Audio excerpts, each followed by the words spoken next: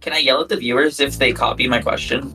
Yeah, you can. Because I spent a little bit thinking about this, and so if you do that, I'll be sad that I have to think on the fly. You can punch him. Well, I can't do that. Yeah, you can with the new technology, you can punch them. Right, You can physically assault them. At the end of this episode, I think they're our sponsor. Shit. Sponsored by OO Suit. What? That's I mean, it's your real. punch It's is a in suit reality. that punches you. You wear it. It has haptics, and it can shock you and make you feel bugs and other sensations. They make me feel good sensations.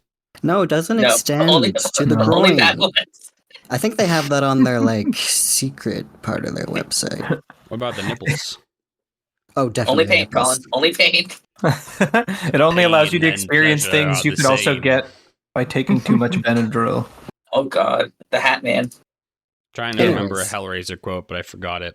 I remember. Well, not the quote, but I remember what you're talking about. Hey, Brian. Hey, Brian. Welcome back to All That You Know. If you're hearing this, Brian, it means you made it to the end of our first season. Congratulations. Hasn't it been a wild ride, Brian? It sure has, Colin. Wow, we have so much to talk about. If you haven't listened to all the episodes, you're on the wrong one. You may get spoiled on things. If you like that, if you're a sick freak like that, then good for you. I won't judge you, except for the words that sounded really judgmental that I just said. My name is Colin. I'm here, and I'm awake. You can find me at my various Tumblr blogs in the description of this episode, as well as on my itch.io page, calamity-cascade.itch.io. Joining me today are Brian. Hello, I'm Brian, and I play as Hex the Bureaucrat. Who's next in the order? Ewan. Hi, I am Ewan, and I played, past tense, as Loyal the Empath. Shit, he got me. You're really slipping, Brian. You're off the show. Zach. I'm Zach, and I played the artist formerly known as Geist, formerly known as Martyrdom, now known as a pile of atomic ash. And Adam. Hi, I'm Adam. I played Joseph, the Infiltrator, and you can find me at ATYK if you want to see my YouTube channel. So that's there. There you go. What about Studless? Come on. And Studless, and my Lego channel. You can find me at Studless if you want to see me scream at you in a garage. That It's one's good. great. That one's fucking great. I It's- recommend you'll it. love it. Whether Yeah. you know anything about Lego or not, just look at it. Fans of All That You Know will instantly love Studless. It's got all the perfect crossover. Joseph makes a cameo. It's kind of wild. It's crazy, guys. You got to check it out. That was clickbait. But that's okay. We like clickbait. We do. Before we begin, although I guess it's all part of the same thing, so I guess we've already begun. I want to give some thank yous out. First, a huge thank you to Austin Ramsay, who made the system we played, Beam Saber. If you don't know what Beam Saber is, you haven't been paying attention. It is a great system. It allowed us to tell the story we wanted, never got in the way, and it really allowed us to evolve. You made a very good system, Austin. You should be very proud of it. And your support to the show is genuinely very heartwarming. It really is an honor to have like the creator of the system listen to the show. It's like, it's like nature, right? Symbiosis or something. Yeah, I'm glad. Thank you. Thank you, Austin. Thank you, I'm sure- Austin. Beautiful. I'm not done with my thank you yet. Oh. I'm sure I'll be revisiting Beam Saber in the future. And I definitely want to see what you do next. I've been keeping an eye on your stuff, and I want to see it. I've been drooling, been slobbering. This is getting weird. Yeah, don't put that in. Keep that in. I'm not letting you cut that out. Okay. I've also I'm going to put a link to Austin's itch page, Tumblr, and Patreon in the show notes if you want to check out his awesome stuff. Secondly, of course, I have to thank my players. Adam, you brought a very... Don't be scared. Come here. Oh God, you grabbed him. You brought a very strong sense of visual clarity and story structure to your character. I can tell you're a movie head. You really got that sense. I really liked how visual you made scenes. You made me really imagine a lot of the stuff with Joseph. Great character. I love his gravity. You know, I love how he's a robot. Thank you He's very really- much. And he's the most sexual character. Obviously. Brian, Yeah. for you bringing the money into it. Very interesting concept. I honestly didn't realize how much I would like thinking about that side of things, but I think it really gave everything depth.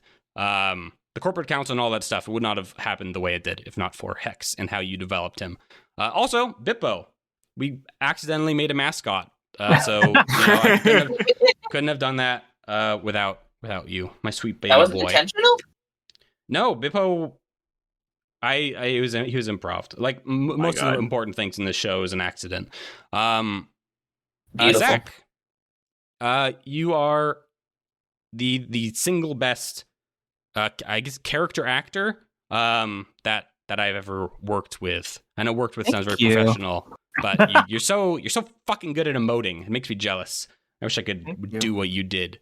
And you really kept the momentum of the show going as well, which I appreciate because whenever there is dead time and I'm asking people what they're gonna do, you're always like pushing it, like we're doing this. I'm like, fuck yes, please.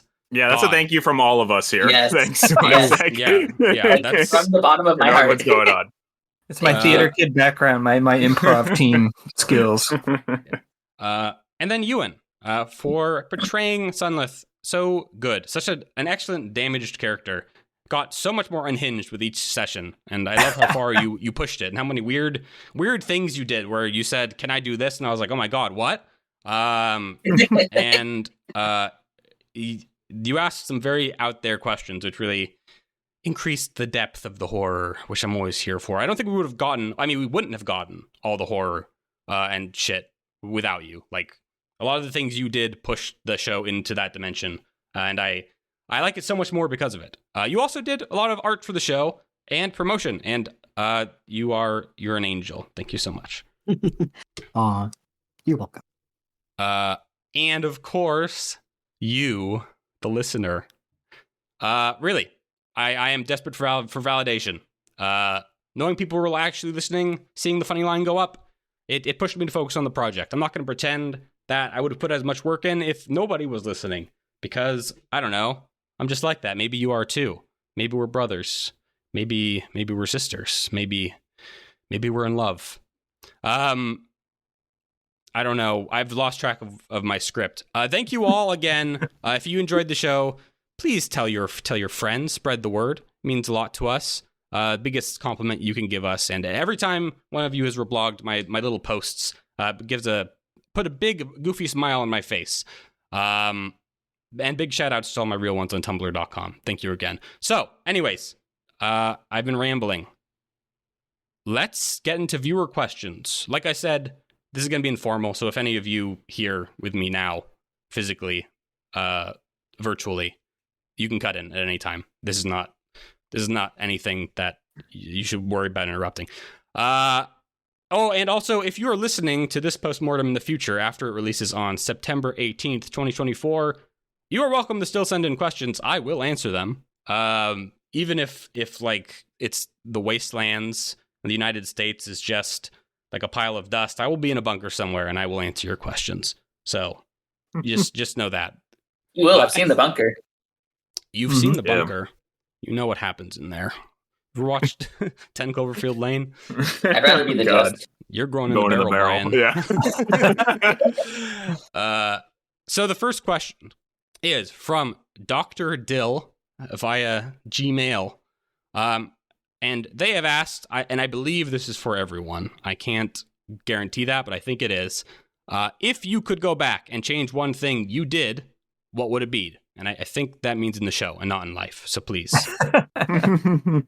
When I was 4. Oh, no. For me, personally, if I had to change one thing, I would redo the first mission. I think there's another question later on where I talk about stuff that happened in the first mission, but I wish the pilot was a little more engaging instead of something kind of safe where we didn't know what we were doing. I think it's inevitable that the first episode will always be a little bit stiff because everyone is new to it, but that's my personal feeling. And I'll pass it off to all of you now. I'll go. Who wants to go first? Okay, yeah, let's hear it. I wish that I had put more weird dolphin culture into Sunlith. I know I did a good amount, but I feel like it started out really strong and then kind of in the middle and somewhere else, and then at the end, I don't think Sunlith was a dolphin anymore, really. So there's some other kind of culture, but yeah, I would have put a little bit more of that in. All right, I can step in. Yeah, please. Go for it. I have two. One as a player, and I think one in the story, kind of that I wish I did more with Hex. So the first one is as a player, and so this one kind of goes out to anyone thinking of using Beam Saber as a system. As the bureaucrat, I really do wish I used the red tape ability more. I think the idea of quoting a regulation to prevent a consequence is very funny. It's just, in the moment, a little difficult to think of, but I think that's a fun one. And with Hex, I do wish I kind of went down the reporter rabbit hole a little bit more early. I realized I was kind of scrambling to fill that clock towards the end, but putting more thought into that story, I think, was something that looking back on, I wish I thought through a little bit more. I guess I can go next. I feel like, and I mean, this is kind of with the benefit of hindsight, but I feel like I was very wary about allowing certain things to happen. I was wary about putting the crown on early, and I was worried about fragmenting, and I wish I would have just maybe let myself just get thrown into that, because I know now that it would have been interesting, because we talked a little bit about it, and we'll maybe get into it later, but it would have been interesting to see how that would have changed the back half of the game. And from a more in-character perspective, I almost wish that, like, I feel like as a group, we very much were, like, towing the Peacekeeper line the whole time, like, hardcore, even when we went off the grid at the end. Oh, and yeah. I feel like, I feel like I generally have a tendency to play characters who would, like, be like, what, these fucking aliens want to tell me what to do? Fuck that, I'm switching teams. And I guess I didn't really bring a character who could have realistically done that easily, but I feel like that would have been a really interesting perspective on the game, to be less patriotic, because really we were going in hard for our team the whole time. And it just made it would have been interesting to see the other side more. You weren't all in? We're always in. Thank you, Joseph. I think for me, maybe, I guess I have two, like, gameplay wise, I just wish I was, like, better at improv, I guess, because, like, when I, like, re-listen to scenes, I notice if I'm ever saying anything cool, it's because I wrote it down, like, on a notepad, and then there's a thing that says, like, if this happens, say this line that, like, you wrote and thought of, and I'm like, oh, that sounds cool. But then in the moment, if something cool happens, Joseph is typically like, oh, okay.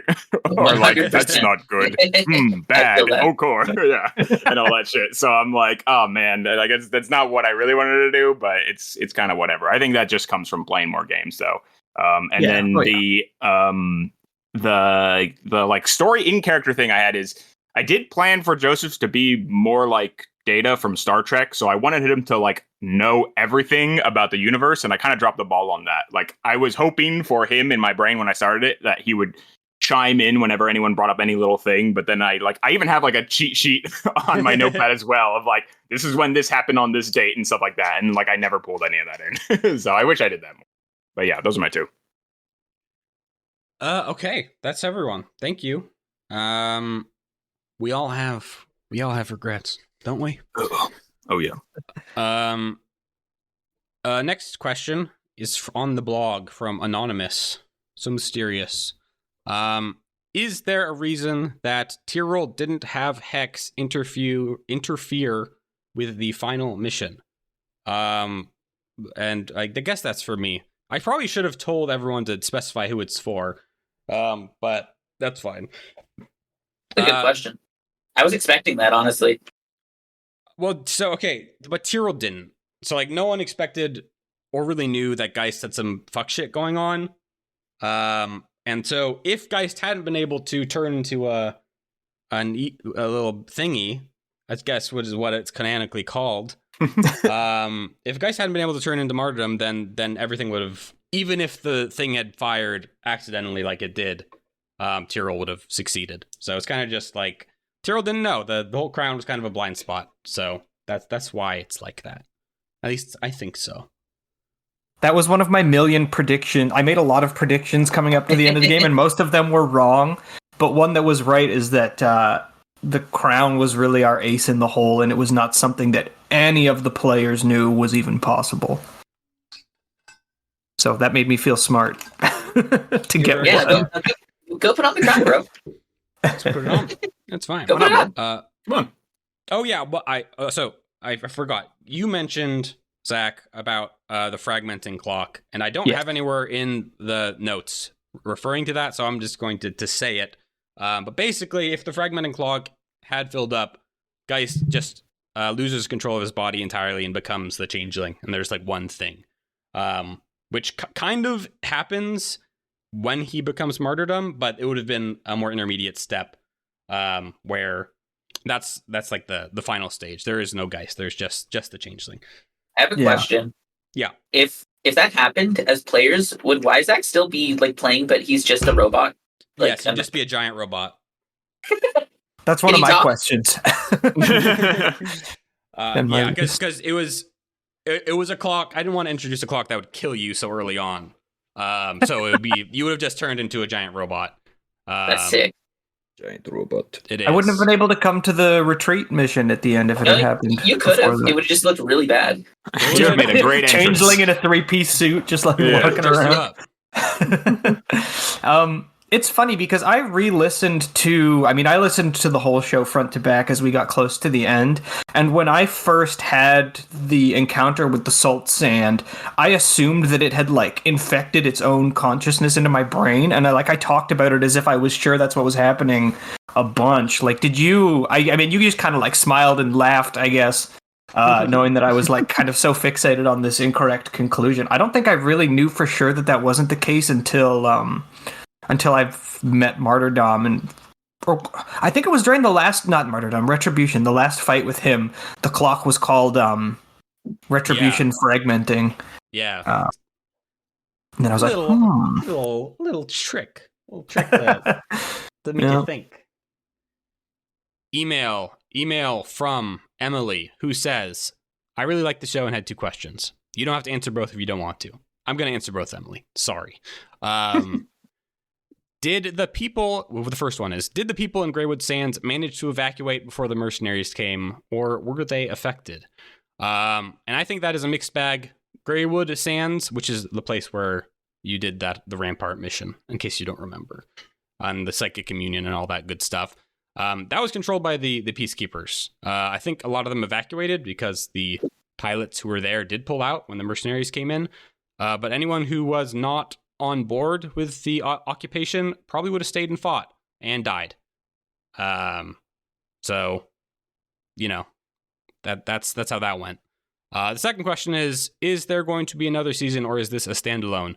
I will answer that at the end, because that's what it feels appropriate to do. What's next at the end. Thank you, Emily. Thank you. That was one of my questions too. About the Greywood Sands people. It's another one off my list. No, why is that losing questions? Emily looking out. Okay, I'm far away right now, but I'm coming back. So I have more questions. Now that everyone's here. Mark, my friend Mark got me in the board games. You know Mark? No, Mark. You know Mark? I know Mark. I know Mark. Oh God, Mark got me into board games in the first place. He's an old friend of mine. He's been listening and supporting and being a good guy. Hello, Mark. I'm here. Hello, Mark. I'm here. Mark says, first off, really loved the show. It was a bi-weekly highlight for me, and I loved y'all's creative energy and vibe. Second, he said, Hex did nothing wrong, which... Yeah! Finally! That it's all a matter of opinion, right? What does art make you feel? A hot fucking take. Vindicated. The questions Mark asked, the first one is, what other playbooks were the players considering when making their characters? I can't answer this one. I'm not a player. You guys are. Sure.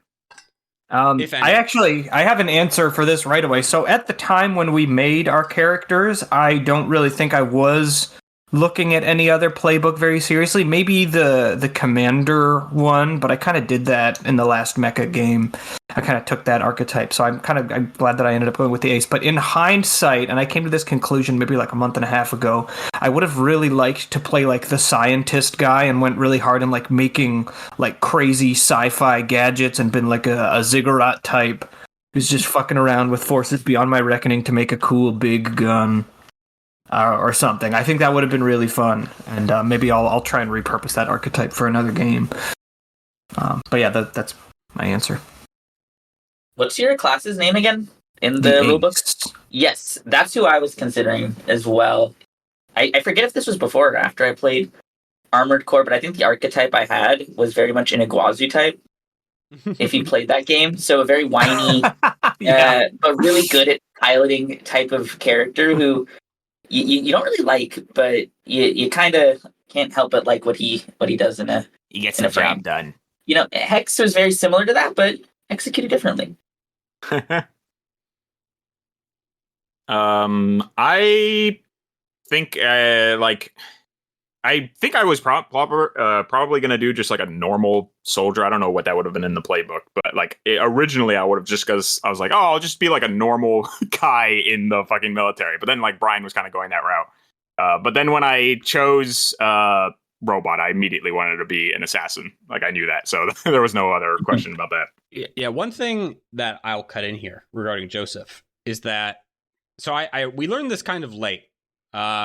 But there is, in one of the expansions for Beam Saber, there is specifically an AI playbook where you do a lot of cool digital things, which I kind of wish we drew on. But by the time we like realized it and like I looked it all over, it was kind of hard to pivot. And Season make it 2? work. Season 2, Joseph. Ooh. And yeah, there is a class that's just called Soldier. Yes. Yeah, That's okay. what I was thinking. Yeah.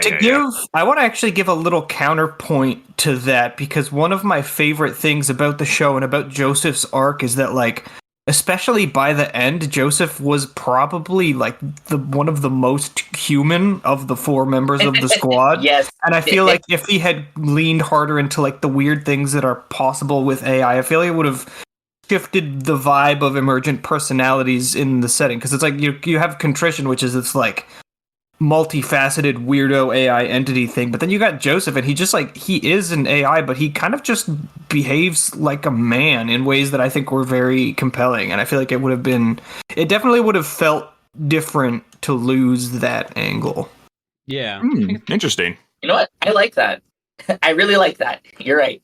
I agree. Makes a lot of sense. Well said, sir. Ewan? Give us a refresher on all the different class types real quick. So there was ace, bureaucrat, empath, envoy, which is like an ambassador, hacker, which is, you know what a hacker is, infiltrator, which is Joseph, officer, scout, soldier, and technician. Yeah, I think I looked over all of those, and only the empath called to me, so I don't know if I'd play any other one. You didn't That want to be doesn't a surprise bureaucrat? me at all. What does the technician do? That's the scientist one? That's the scientist one, scientist. Maybe envoy? Yeah, I But mean, don't know how that would work in this campaign. Your titular ability, which is where you can tell if people lying, is an envoy ability, and so we ended up dipping that really early on because it's just so good. It's honestly, I remember when I first played Blades in the Dark and I saw that move, I was like, you can just do that. It's so fun. Fair? Is that right? It's so good. But I think it's great. I think that like the flavor of that ability as an empath ability, because like I feel like the point with Envoy is that like you're so good at reading people that if somebody tells you a lie, you can clock it right away. But I think just literally having like a fucking like red light, green light in your brain that like pings off when people say statements to you, I think like it feels completely different with an empath having it versus like a because it's like intuition versus like this is just like a physical thing that I know objectively is true because of my magical powers. You know what I mean? Yeah. It feels different. I didn't know that it was not an empath ability until you said it. I never would have guessed. Okay, that's everyone. Mark's second question is: when the court-martial was coming for the Dusklights, how possible would it have been to convince the peacekeepers on Terra Brea to go rogue, like against the main Soul Union? And then Mark, this is not part of my answer. This is the rest of his question, and he says, "It seems from the brief glimpses we get of Earth that they are rather disconnected from the events on other worlds, and I imagine the remaining units on Terra Brea might be more loyal to the mission itself than the government on Earth." I think it could have been possible. I think like using the in-game mechanics, this might be something that you would have to spend the drive clocks on, is actually like trying to turn the peacekeepers against their government. A lot of the like I think issue is that the whole like this would be really bad for everyone if this deal fell through, like if we didn't do the mission. And a lot of the people who work on Terra Brea, you don't want to be marked as a traitor because like there's nowhere to go where it's going to be easy for you to live as a wanted criminal. Unless you're like a dolphin who can go into the ocean, which, you know. Hi, fuckers. But I think it would have been a possibility. It would have been harder to do. I think you'd be more likely to like carve out a small group of people. Then Get the shovel scum to come with us or something. Yeah, something like that. But as far as the players, was that something you ever considered? Trying to turn the whole thing around? Not me. Really. I didn't think it would guess, be possible. Yeah, I feel like Geist probably could have. Like, I feel like Kilo Germain would be. Well, I mean, and Nyla, but Nyla was kind of already in. Whereas Kilo wasn't really in. I feel like he would have been the first domino we would have had to knock over because he's a family man, right? He's got a lot to lose. Yeah. And then I feel like things might snowball from there. But I mean, like it feels like a losing game because it's basically what we would have been doing is making everybody on the Peacekeepers side do the Nyla West Edge sacrifice thing. In exchange for making like the end stages a little bit easier for us. I don't think this, and I don't think Geist would have thought either that there would really be much to gain by doing that. X considered it. Oh, His back was to the wall, and if there wasn't clear line of sight on the Tyrell or Bluth opportunities, that was in the deck. New idea. Let's just take over Terra Brea, keep it, and form our new galactic protectorate over And here. they can't arrest at me. That's Like, come on. Hey, we're emergent personalities and all this. We're at the top, right? Hey, you know what? They're at the top. There you go. No. Oh, See, thanks. I'll take your word for it. it. I want to go to jail. Christian can be our like colony AI. Perfect. He'd love that. He'd love to go back. How does Contrition feel about dam breaking incidents? Loves it. Perfect. We'll get along. Okay. Thank you, gamers. Great question, Mark. And thank you, Mark, for That the was good. questions. Those are good questions.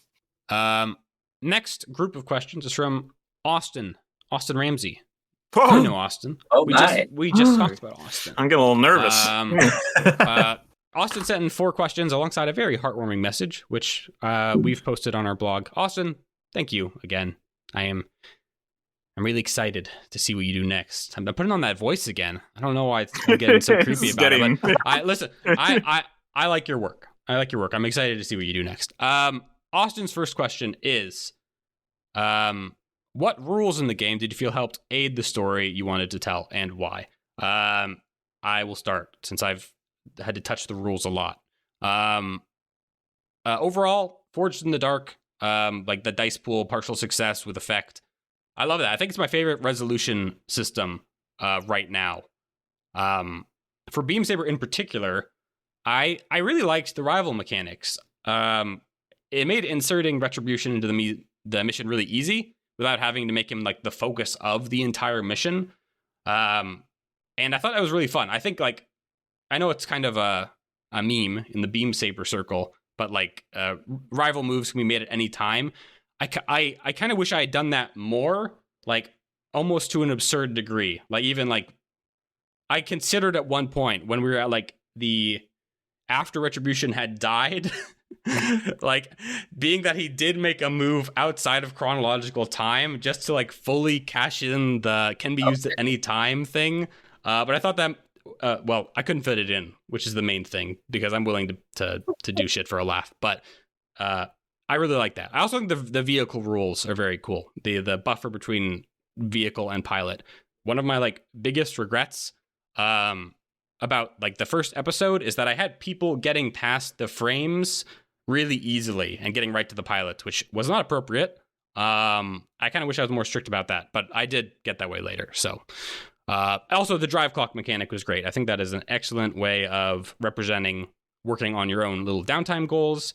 And I particularly like how much you have to balance it with like actually maintaining your body and your frame and all that stuff. Like you really have to, unless you're really flush with cash, you kind of have to sacrifice your own effectiveness in combat in order to pursue your own goals. And I like that. That's a great balance.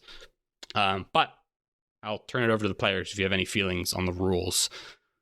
I do. I have one actually, and this was something that impressed me right from the get-go. I know that you guys are, I know at least Colin knows this about me. I love things. I love RPGs where I can have, like, I can choose from, like, 30 different pistol variants that each have slightly different stats and, like, a story attached to each one. And, like, I love shit like that. And I feel like one of the things about the core Forged in the Dark systems that I don't like is the way that items especially tend to be a little bit loosey-goosey.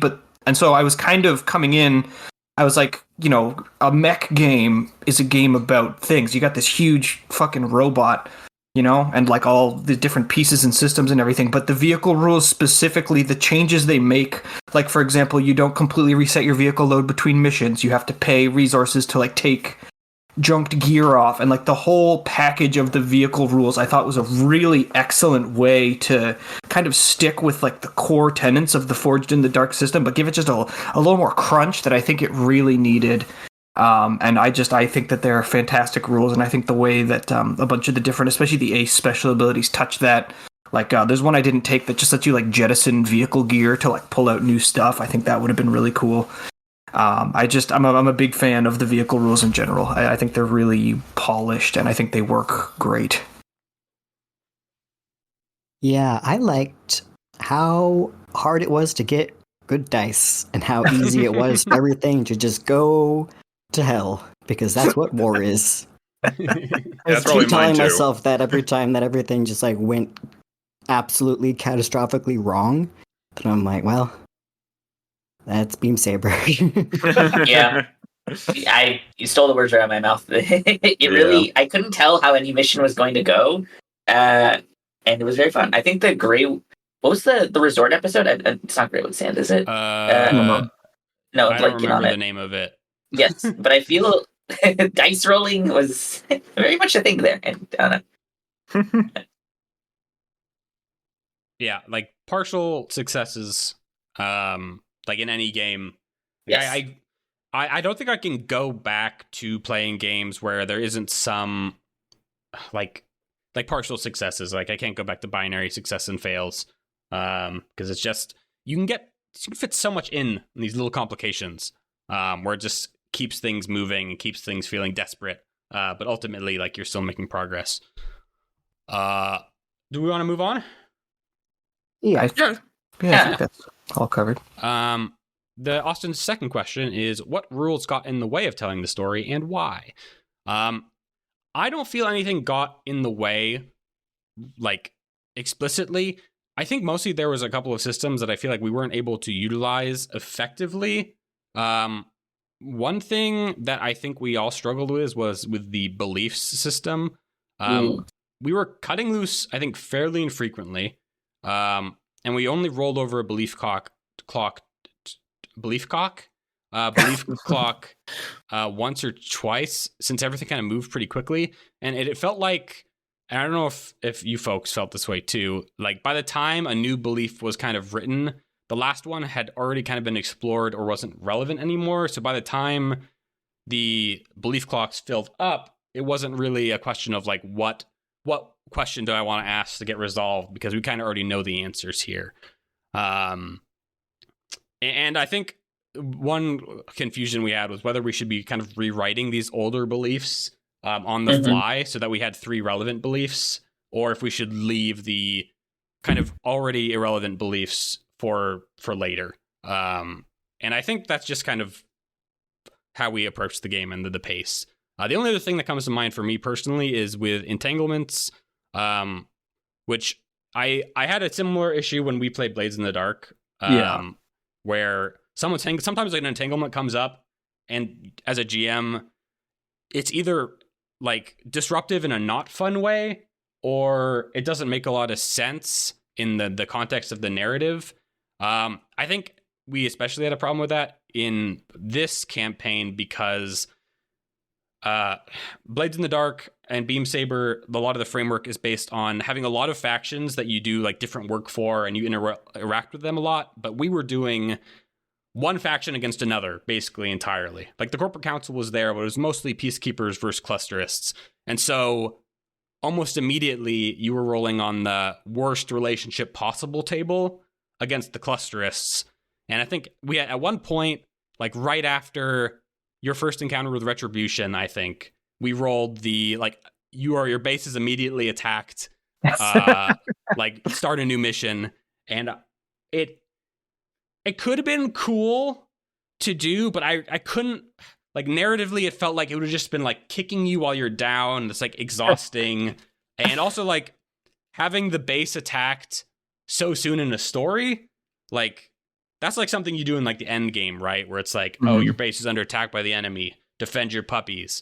But I couldn't make it fix. And I think that really isn't a problem with the game as much as how we were doing the faction side stuff. So ultimately, I don't really think anything got in the way, which is good, because like that's a pet peeve of mine, is when you want to do something but you can't because of a system. But that never came up for us, I don't think. But No. I'm not happy really. to hear if any of you had any feelings on that. I would definitely agree with, and because that had occurred to me too. I had the same thought, and I think that like rolling entanglements before the downtime sessions was a good way to kind of at least give yourself the lead time you need to come up with something. But it's just, I think the core conceit of this game is a little bit different than what Beam Saber was designed for. So I feel like a little bit of friction like that is definitely kind of inevitable, and I think it wasn't really a problem at all. Yeah. I can't think of any rules that actively got in the way. I have one thing that I think I kind of just wanted to talk to Austin about in the hopes that he would hear it. There was one thing that I always kind of wondered about, and it's one of the XP triggers, and it is if you are caused difficulty by your frame's quirks.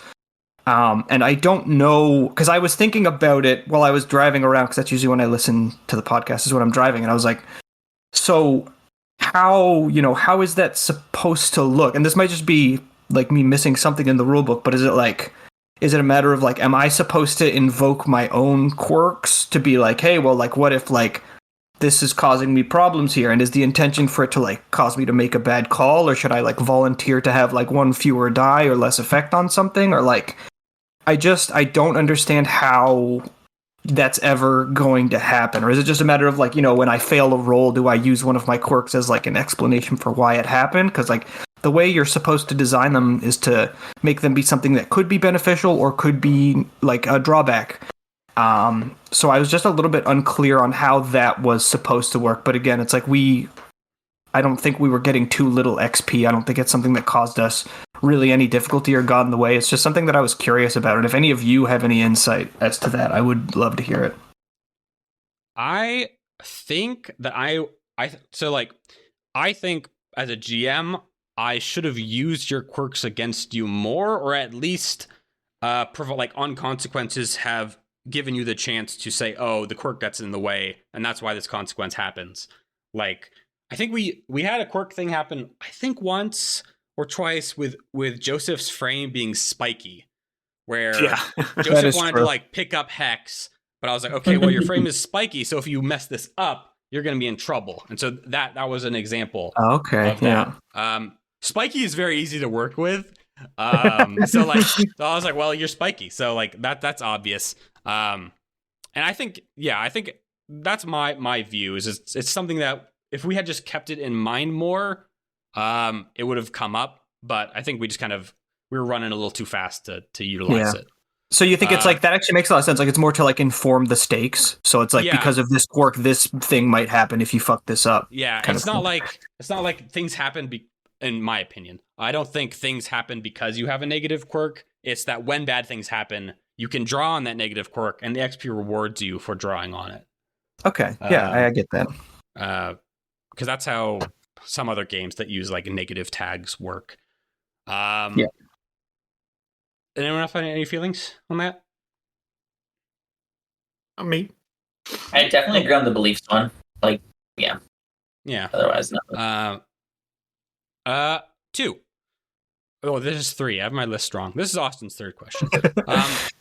How much of the behind-the-scenes mechanics did you use? Stuff like NPC squad goals, region ratings, special rules, and faction relationships.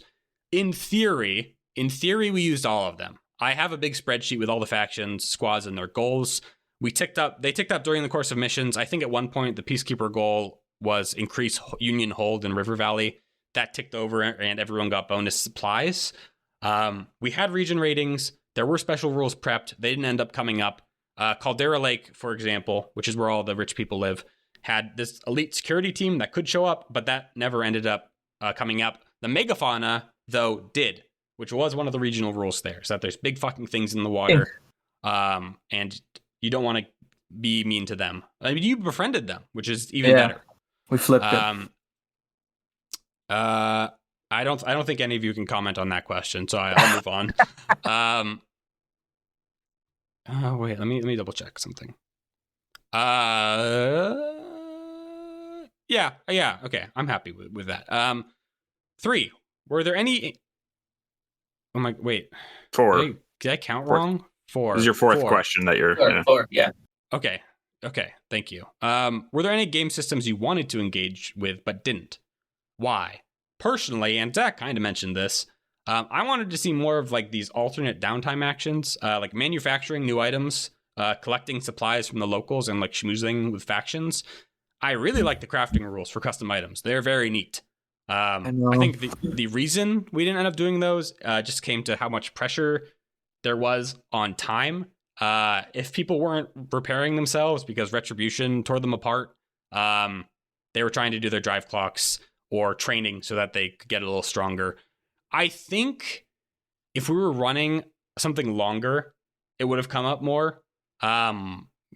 Or we had the characters who were more interested in that. Like, you kind of had a manufacturer in Ziggurat. She was kind of like the NPC inventor.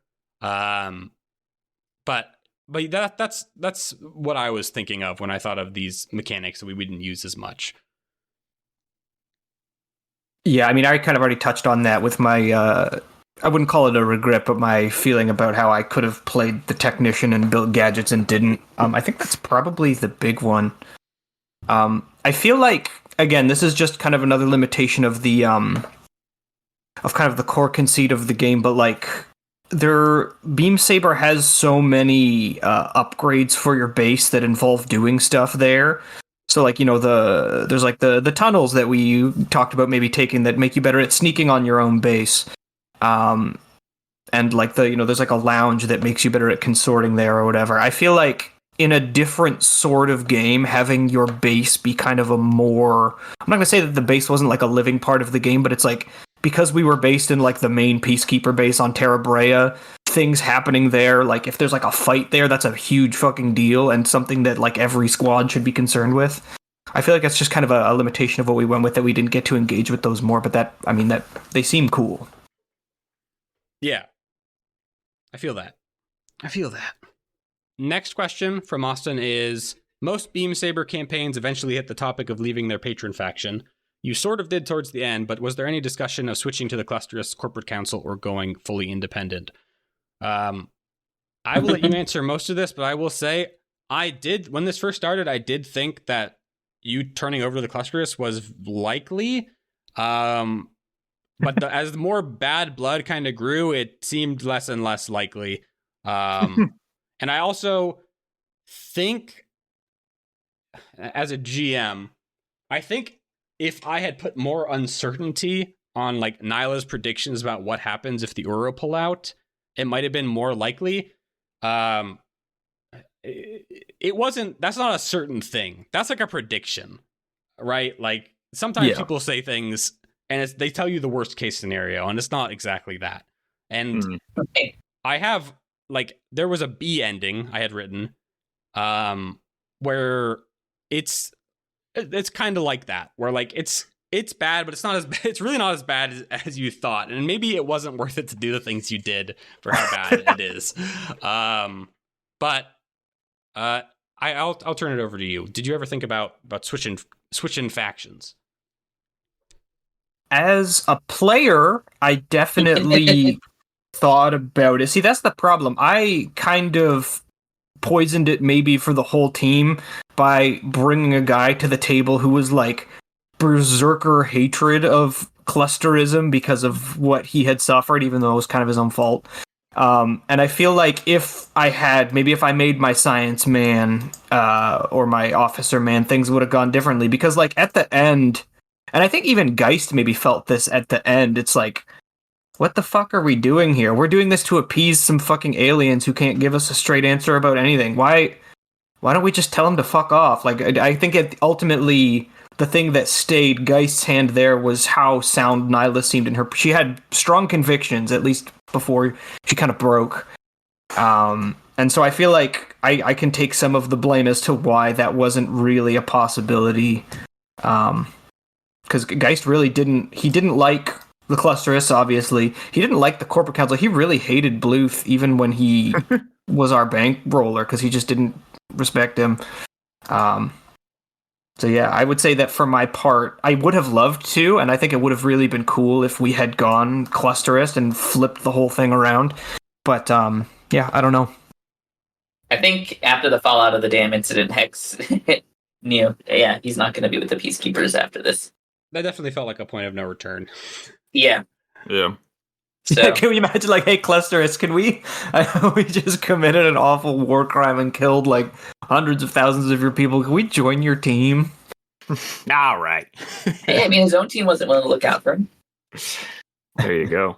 I don't think Joseph was ever going to change. I think he just thought everyone hated him in any faction, that no one wanted him. And I don't even think he cared about the Peacekeepers that much, honestly. He kind of just switched to contrition at the end. He was just doing his job.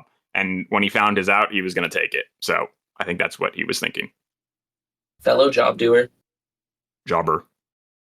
As a character, Sunlith never wanted to join the Clusterists. He just felt pity for them. He just wanted everybody to stop fighting so he could go home. But Admirable. she felt like he was he was in his place as a gear turning, and he did not have a way to stop it, so he kept turning.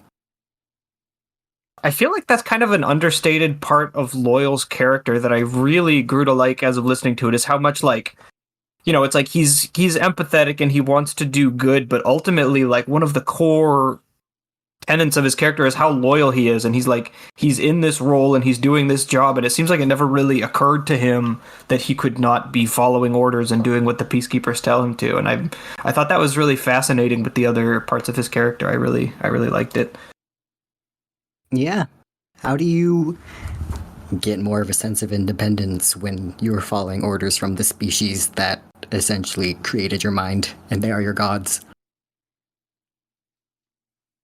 Damn. Similar context to Joseph, if you think about it. That's how it goes. I think Joseph was a little farther along in the revolt section, though. I thought it was very funny. I think it was before the whole dam breaking thing, where Geist is talking to Loyal and being like, I'm gonna make sure that not too many people die. It's like, it's gonna be okay. We're gonna get through this. And then like 30 minutes later, like fuck that, people die, and like you're just on the ship afterwards, and it's just like, well, that was bad. Yeah. Sorry. It sets the tone really well. I loved the first episode, honestly. Geist really did not intend to break the dam, and if he had had any control over that situation, because I think when the dam broke, we were kind of far away from each other, maybe? Relatively. There was haze fields We were up, so I don't know. Occupied. Yeah, and I mean, like, Geist isn't really officially the leader, so I don't think he could have... He was focusing on his own shit, so he wouldn't have been like, hey, stop trying to blow the dam up. So I think that he maybe carried some of the guilt for that, not because he cared about the people who died, but because he did promise Loyal that he wouldn't destroy the dam. And I mean, he didn't, but it still happened. Mhm. Yeah, I thought that was a good. That was just good. That was a good mission. All right. I think that's everyone. I think we've gotten through that. So Austin's question has some sub questions, which is that there are 4 unofficial requirements for a Beam Saber campaign. The first is doing a false flag operation, which we checked off multiple times. Oh yeah. Second, asking, "Are we the baddies?" Which was a mixed bag. There's a lot of. I think anytime you asked it, it immediately was followed with a justification. It was asked. It was asked. That means we are It was bad. asked. Mhm. And then the third is that the officer is a bastard. We didn't have an officer, but Geist was kind of the field commander, and especially at the beginning, did fit the bill. And later on, it kind of became Hex. It became the Yeah. bastard. Yeah, who was not so much an officer, but was like, we're doing this. This is the mission. This is what we're here to do. And there's no other option. We're doing it. Yeah. No chance. No time for apologies anymore. Once Hex got his arm blown off, he became evil, basically. Punished Venom Hex. Yeah, basically. So fucking cool. I want to say, because I don't know if I'll get another chance to, I love, and I'm not going to say that you invented it, but like the idea of like accountant core as like a badass I saw military Sicario a aesthetic. little too It's much. really good. Yeah, like the fucking his gun that says amount due on the slide, and like that bit where Tyrell says that like he's like a modern day warrior monk because he's like a bureaucrat and a numbers guy, but also like a fighter. I thought it's just so fucking cool. I really Yeah, love it. love I that. hope it sticks around somehow. It's so He was fun. a fun character. It's a I like good the class. boring. I like the boring parts of Orc. They're the most insidious in a lot of ways. Yeah. And then this is Austin's very last question. Which one of you is Loki horny for Lady Elrith or the setting equivalent? Which I need to contextualize. What is that? So, Lady Elrith is a pilot from the Beam Saber core setting who is like essentially like a virtue, if you think about it. Like a one-woman squad, forced to be contended with. I don't think we got enough of the particular virtues to get to the horny stage with them. That's Speak just for me. yourself, pal. Yeah, I ship Geist Retribution. So like in the world, divorced from what we saw on camera directly, I think a lot of people want to fuck Pogo Lear, who's Duty's pilot, because he is a huge media personality and he's hot. I imagine him as being quite handsome. I don't know if we covered it, but no, we didn't. I should have done an intro with him, really, before he got blown up. I would have been cool. I would have loved to hear his demeanor. He's a cool guy. He's cool. He gets a spin-off novel where it's like, oh wow, they really didn't use this character at all. But I'll pass it off to the players. Who do you want to fuck? Geist, you can say your dead wife if you want. No, Oh, easy out. Come in on. there. Hex says Guy's dead wife. This guy's dead wife. I think my second ship for Geist would definitely be Ziggurat, his evil wife who hates him, but thinks he's a fascinating subject. I don't know if I ship Geist with anyone else. I think the nature of his question specifically, I don't know. We don't really. I get Faith was kind of a one-man army too, even though he didn't really get any screen time until the epilogue. Yeah, I feel like that question specifically is tricky for our game because we don't really have anybody that powerful that we saw be that powerful. But yeah, I think for Geist probably would have been Ziggurat. I mean, Retribution's the easy answer. Because they could like look angrily at each other and get really close and then start making out. Actually, Yeah. Geist doesn't have a mouth, so he literally can't. I don't know. Guess I'm not he'll gonna have think too to hard put his about it. mouth somewhere else. This is my favorite question. This is good. Who I you feel ship like Joseph with? I Oh, feel like easy. Joseph and Loyal had some sexual tension I was with the gonna say tattoo that. thing. Sorry, I'll step back. Yeah, I'll go let you ahead. guys- Having the hash it out. scopes, pressing him against the wall. Something Yeah. happened there, and then the hearts broke. It went away. Something happened there. Yeah. He took you missed that your really shot, personally. Dolphin. Where's the Sorry. trust? Exactly. Wycliffe, 1000%. Oh yeah. Yeah. Yeah. Epilogue, I'm wooing her in between missions. That's my plan. So, Hex? I guess Tyrell, if anyone, but Yeah. not Yeah. really. They're a colleague. You don't ship well, where you. know, anything could happen. Hex is a firm believer in that. That's how you get ahead in the organization. This is Exactly. business. Hex lets his work do the talking.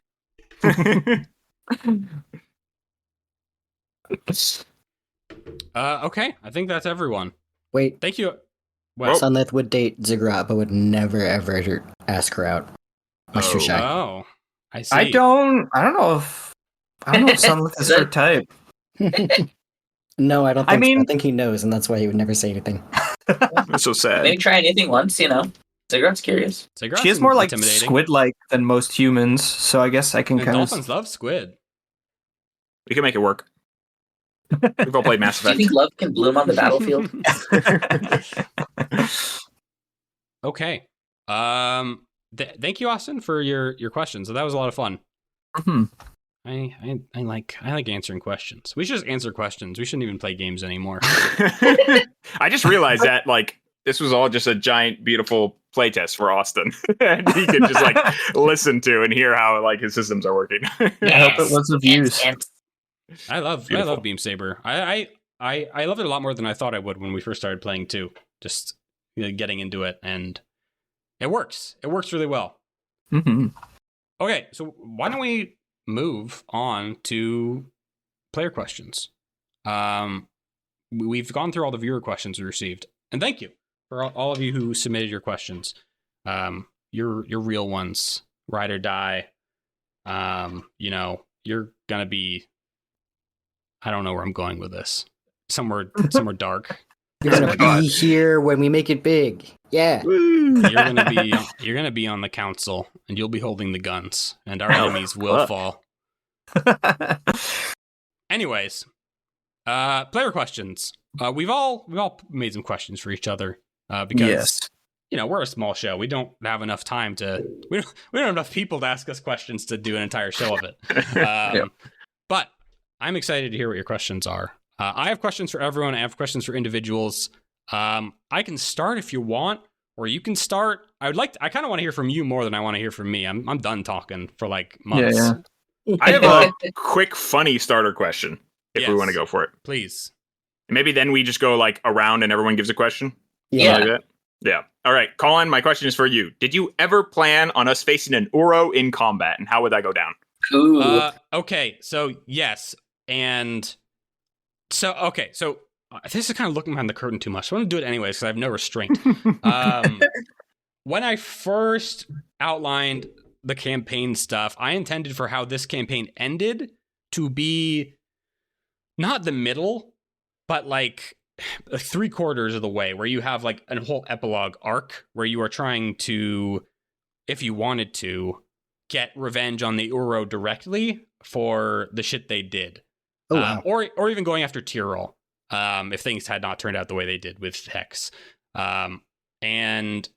Basically it would have been with you getting owned. Very, very, because they're very advanced. They're very advanced. They don't have any weapons, so they wouldn't kill you because they're against that. You would just be I don't know. I imagine you approaching a ship and you just kind of get frozen in a fucking stasis field. And they just kind of waddle away really slowly. I'm curious though. What if we encountered an Uro alone, like an alien in hand to hand? Oh. Are we winning easily? Are we ripping that thing apart, or can that thing fight back? Is this thing like a Hanar? No, so Uro without any of its technology, which would be impossible to find, but maybe I don't know. Yeah, you could turn that thing to pulp instantly. They're just Okay. they're floating orbs. They're floating orbs of skin. They Perfect. they rely on the technology they've created to do anything. But finding them without that would be hard. Like the power suit guy you fought in the corporate council mission. Oh, yeah. All right, that's my question. That was a good one. My list of questions is basically just like a series of pointed interrogation questions for Colin. Good. I'm gonna have my pound of flesh. I don't even fully expect you to be able to answer all of these because I know that. But I can bullshit. I can bullshit so well. All right, I'll just start at the top of my list. Why did the whole squad feel things when Loyal was talking to the teleporter piece? Geist felt hot. Hex felt free, or no? Powerful. Hex felt powerful, and Joseph felt free. You called it when you did your re-listen. But that was the future. That was specifically where I thought your characters were ending up. It felt pretty inevitable at this point. So you felt hot because you burned up in the atmosphere. Joseph felt free because he literally became free. And Hex felt powerful because, well, Hex got powerful. He got a big corporate job, really affecting the world and on a macro level. And Loyal didn't feel anything because he was too busy getting his eyes spidered psychically. Yeah, that's what I felt. Eye spider. It's a new emotion. I think that whole thing kind of, hopefully, kind of gave context on how more advanced species like the Uro, their technology is inherently like a psychic thing. Like they are linked. And when you, it's like if you go to a nuclear reactor and you get exposed to radiation, it's really bad for you. But if you go to a Uro teleporter piece and break it apart, you end up like Loyal, where you see the fabric of the universe and understand that you are inherently doomed forever, which might be worse. Who can say? But yeah, that it was the future. You got it. I guess it's kind of fun. It's cheeky, but this one's for Geist. Be honest. Did you ever see an ending to this where a Geist makes it out alive? I actually did. I didn't really plan his arc out, but like probably for like the last, I don't know, quarter of the game, Geist really, he wasn't trying to die anymore, and if he hadn't had to put the crown on, like he didn't put the crown on because he wanted to, he didn't want to die anymore, and so if he, and I actually think I mentioned this to Colin when I was talking to him about it, if he had fragmented but not had to put the crown on, he probably would have just been like this like weird like robot specter haunting Terra Brea during the mercenary occupation and probably showing up and trying to stop some of the worst of the atrocities or something.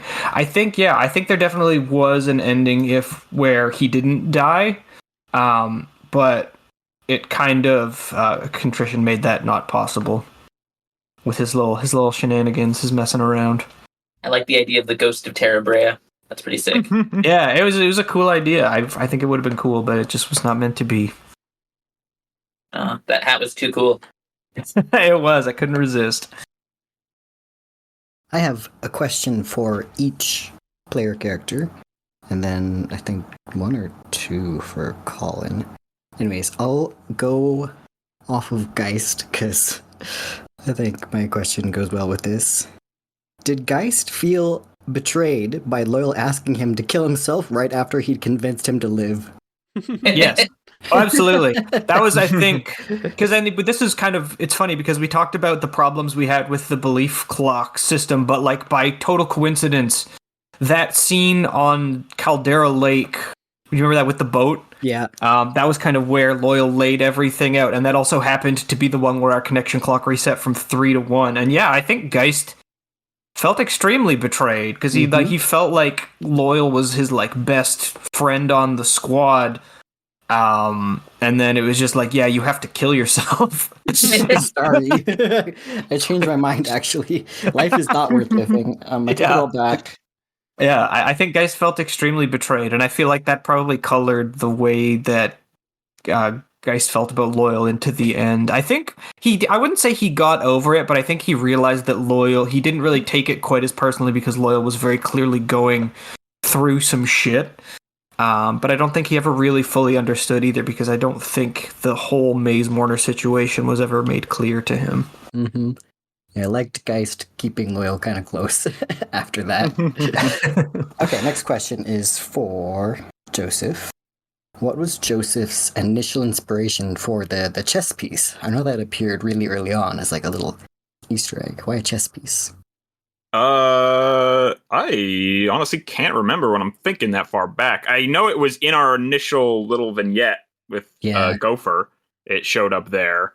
Yeah. I don't know if I asked you, Colin, if there was supposed to be chess, or was he working on a chessboard or something in that vignette? You were in like a game room. Yeah. And you were Joseph was working on either a chessboard or some other game to make it so that a certain side always lost or something. Yeah, it was like a virtual chess table, I think, or something. It was like a digital chess table thing, and yeah, he was just like trying to fuck with it. Oh, okay. Yeah. And I thought it was a reference. There was a big conversation there that we had where Joseph was saying that if we just take out the king quickly, then all the pawns survive. Like, don't you notice that? I was always trying to convince Gopher. But then 5 episodes went by and I realized I never brought up the chess thing again. So I'm like, oh fuck, I should bring that up again, because that was weird that he just said that in the beginning and nothing else happened. So then I brought it back again when he was leaving his apartment by taking the chess piece and throwing it against the wall. And then I just kept using it. I was like, I got to tie this chess metaphor in more, because I had such a big conversation about it at the start. It feels a little weird. Okay, so I like that's it. where that Improv. was from. All the best things happen. Yeah. I have a question. How did your this is for everyone? How did your characters differ in how they ended up versus how they started? I think Can I I did do a good. Oh, sorry. Go ahead. Yeah, Go ahead. yeah. Okay, yeah. I don't think I did a good job driving it home enough, but I think Hex's original purpose of avenging his brother, i.e., not enough detail was added there, but that really was his purpose. And towards the end, it was more purposeless, just looking out for himself is kind of how I view the transformation of his character over the course of the campaign, when it all meant nothing, really.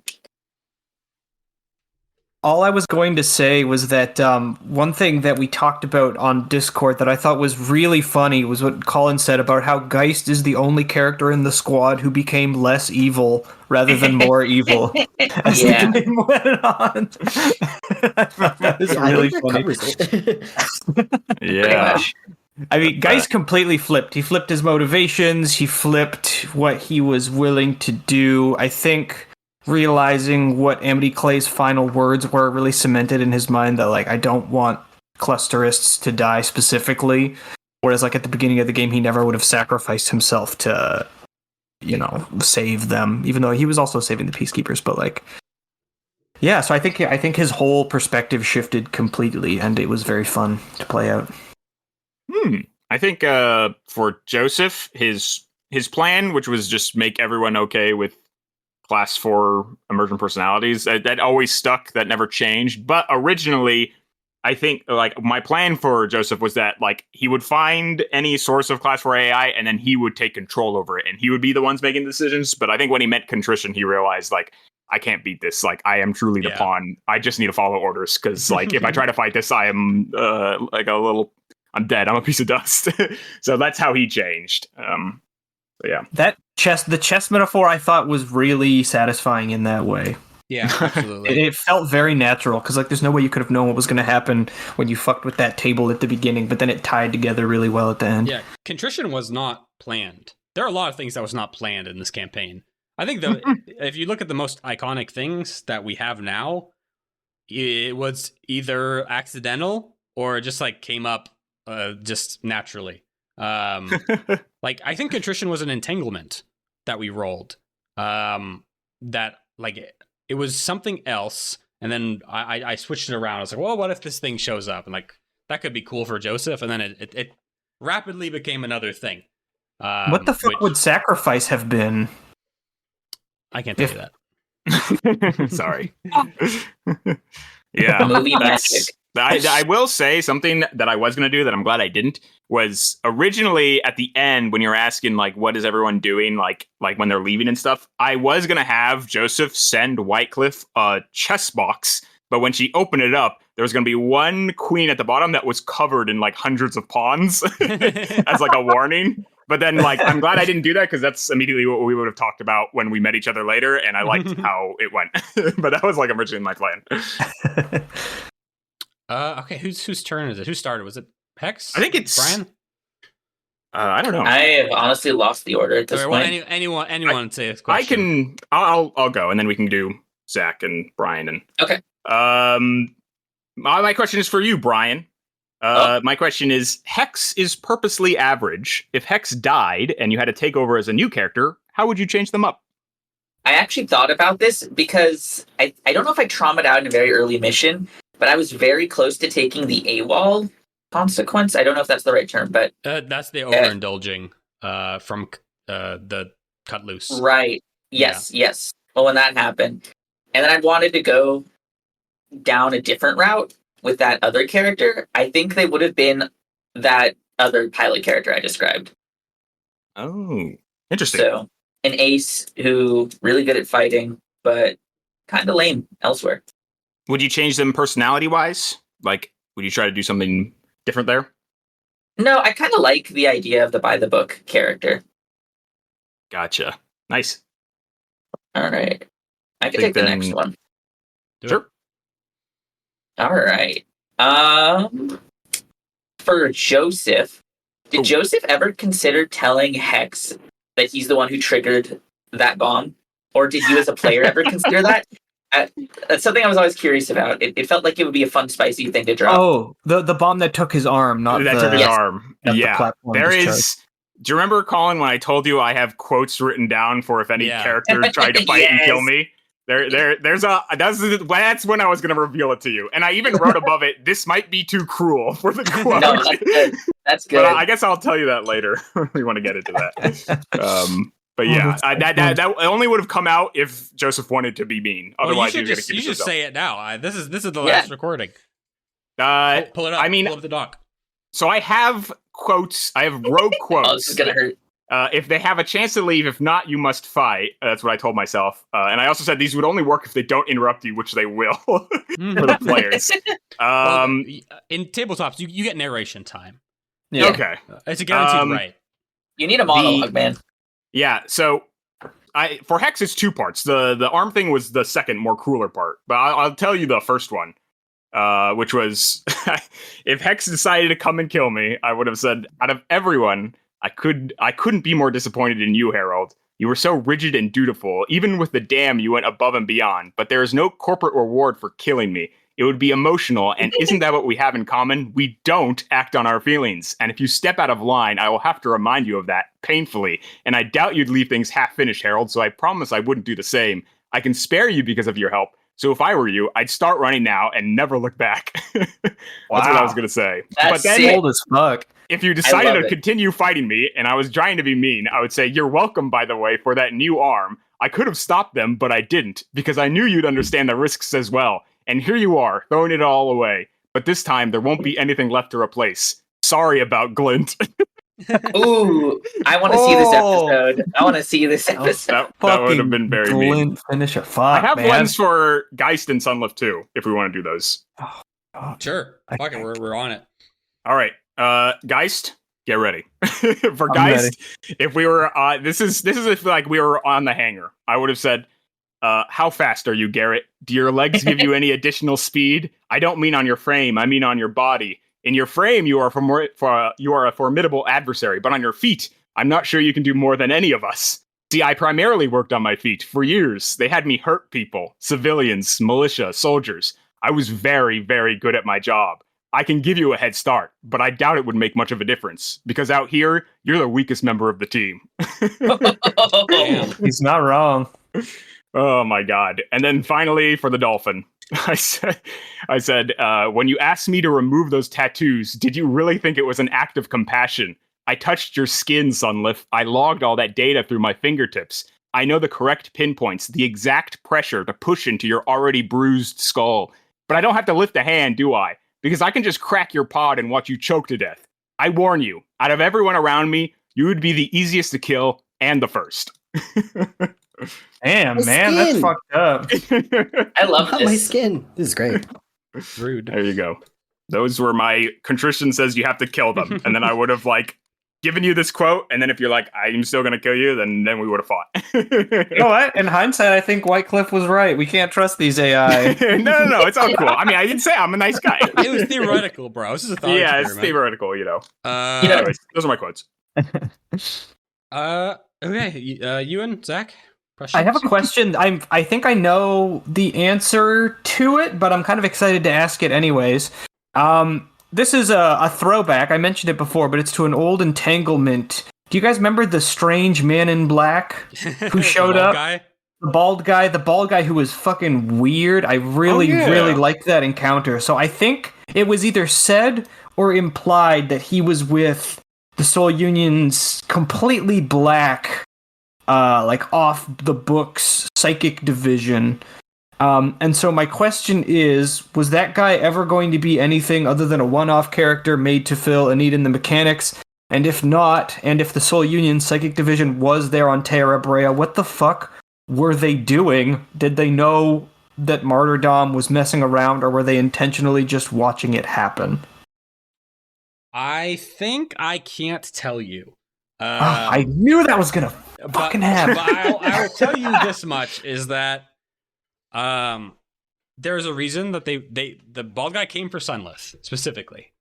Yes. Because they knew something was wrong with Sunless, especially in regards to Martyrdom. You got them the fuck off. I think if you had if you like with all the shit with Martyrdom, if you were like, fuck, how do we stop this? And you tried to pursue them, then he might have shown up again. And maybe you would have had an option for like getting out of the shit you were in with Martyrdom. But I can't tell you more because I think it would be something I'd want to explore in a future campaign. Okay, I'm satisfied with that answer. I have two quick questions. Go ahead, do it. Ewan. So my last one for Hex: where is Bippo's favorite spot to be scratched? It's a really good question. But this unfortunately warrants a question to Colin. Does Bippo have ears? That's your choice. It's your life. Oh, I was gonna say it has to be something gross and weird. I think Bippo's favorite scratch spot is near his. There's like excrement pores like on its head. Yeah. You know, depending on what gene therapy pill is given to Bippo on that day, but I think that's Bippo's favorite spot.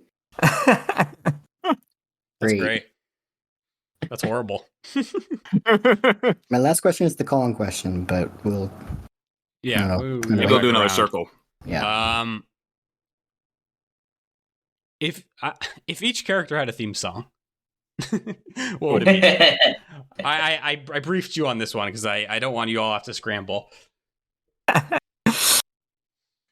Someone want to start? I'm pulling I up wrote my a Spotify playlist. bunch of stuff for this stuff too, so All right. I'll go last or something. Oh my god. This is quick. I thought I searched and searched. I wanted something meaningful, and I couldn't find anything better than one of my favorite songs previous to the campaign, Turbo Killer by Carpenter Brute. It's fucking intense and hard like everything Geist ever did, but it's got like a little bit of kind of like a mystic edge to it with like the chanting and everything. So that would probably be his theme song. But then like for another one that kind of encapsulates the other side of his life, I went with Something I Can Never Have by 9 Inch Nails. Ooh, I like that. A little more moody. Hex would be It's Hip to Be Square by Huey Lewis and the News. You know, their early work was a little too new wave for his taste, but when this came out in 83, they really came into their own. I think this is their undisputed masterpiece. It's a song so catchy, most people don't listen to the lyrics, but they should, because it's not just about the pleasures of conformity and the importance of trends. It's a personal statement. Hey, Geist! Thank you. Okay, I'll go quickly. Sunlith's is. I have like a couple here in this play, but the best one for his ending character is The Sound of Water from the Outer Wilds Echoes of the Eye soundtrack. Ooh. Yeah. Hell yeah. Fuck yeah. Play, if you're listening to this and you haven't played Outer Wild, you should. I haven't gone there yet. Yo, DLC essential. All right, Adam, it's time. Time to shine. This is what I wrote right before I went to bed. My song is Chorus from Justice's 2016 album Woman. Yeah. It is a techno electronic song, so I felt like I needed to explain myself a little bit because I'm not trying to be too easy. But I wrote that song. Have you heard that song, Colin, by the way? Yeah, I've heard all of Justice's songs. It's a very good song. But anyways, we start with an obvious echoing pulse, a synthesized discharge like an artificial heartbeat, and a consistent melody that dutifully repeats and never deviates. But soon the song is interrupted by an otherworldly emotional choir, an alien whistle from beyond, and uncomfortable guitar interference, which transform the track into something far more mystical. The original electronic beat takes a backseat as a new song takes over its body. Chorus is rhythmic, industrial, and marches on for 7 whole minutes, yet it cannot help but be intercepted by sounds made by humans, which is why I think it represents Joseph. Damn. That's great. I love that. That's That's not beautiful. And Yeah. And then heavy metal from that album is his Dark Souls boss theme. And then Veritas Quo by Daft Punk is his ending theme. That's what I decided. I love it. Fun fact, I think I may have made a post about this at some point. So another Justice song, Presence by Justice. Ooh, yeah. So way back in 2016, when I first thought of like the beginning of this campaign, is that I am the climax where the tungsten rod gets fired. I imagined to the song Presence by Justice, and I tried to fucking license that song from Justice to use in our finale, but one, they never got back to me. Justice has a horrible licensing pipeline. I have no idea how to do it. And two, at the point we were, especially because, like, I don't know, it felt more appropriate to do the ending, the opening theme at that point. Just for a lot of reasons. And also because what I imagined, which is that the tungsten rod actually makes contact, doesn't happen. Which I'll go on a small tangent. That is what I imagined the ending would always be. I did not imagine a world where that didn't happen because I was like, well, this is in place. Like, this is going to fire. Unless they really put in the effort, like, to stop it with the reporter stuff, which I intentionally didn't push it that hard. We're just like, well, you know, sometimes it's like that. Like, you get a weird tip and you have to prioritize other things, and you don't know that the end of this weird tip is something that could save a lot of people. Oh, But, wow. like, because we accidentally introduced martyrdom with some failed rolls, because everything turned out the way it did, you, in a lot of ways, you changed fate, even on like a meta level, where it's like you stopped something that I thought was inevitable, which is why I love actually playing RPGs, because that's the shit that's good. It's not when things go to plan, it's when they don't. Anything could happen. That's my little thing. That's my little aside. I have one of my questions is kind of attached to that, so I think I might ask it here. If we had, because I know you mentioned that like that big final set piece was like something that you had envisioned when you came up with this campaign. Would it have changed if we had gone clusterist, or would the weapons still have fired, and would we be culpable for it? I think if you had changed sides, it would have still happened. Maybe you would have been at like, I mean, if I had to like choose right now, I didn't prep it because obviously it didn't happen, but I would probably want that set piece to be there, but I think maybe you would be defending it. Like you would be the like love letter and like those, like you would be up there, Yep. You'd be defending it. You might not know, like if I'm imagining it now, you would have been sent up, like you need to defend this defense platform, but not knowing what the plan was. Yeah. But like, this is me speaking as the ultimate Pierce Sunspire apologist. I think his plan was good. Like, obviously having someone who just lost their sister, bad call. Pierce, you should have noticed that. But like, the ultimatum of you either surrender or you die. Like you have no method of stopping this. It's good. Like if Geist didn't have the crown and Gren didn't shoot it, the Peacekeepers would have surrendered. I have it written. Yeah. So yeah, I think, man, it would have been cool. Yeah. I feel like Pierce got done dirty. You guys should have stopped Spud from killing him. Yeah. Maybe Spud, got good. That's what he needed.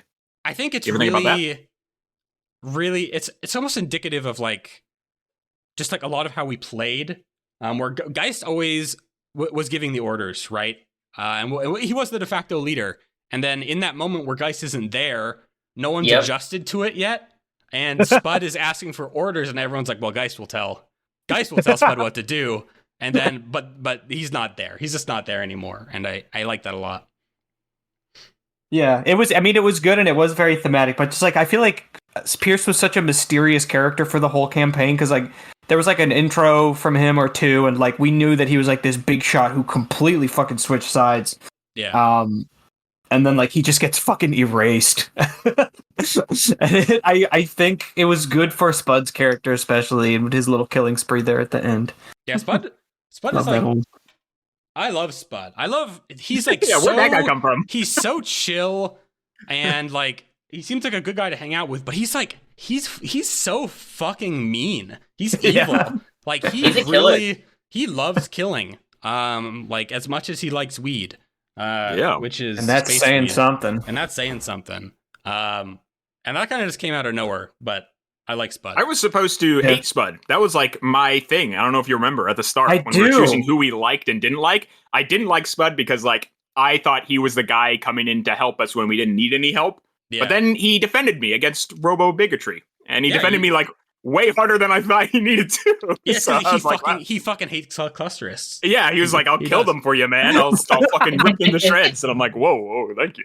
Okay. Give me an excuse. The idea that like, especially like in the party after the Clearwater Crater incident, it kind of came off as just like you want to hate him, but he's so fucking cool that you just literally can't. There's nothing to be done. It's like, I guess we're friends now, you fucking bastard. That was a very fun little moment. All right, who's got a question? One last one. I got one for Loyal. I got a bunch. So yeah, I got a bunch too. Yeah, mine's just quick.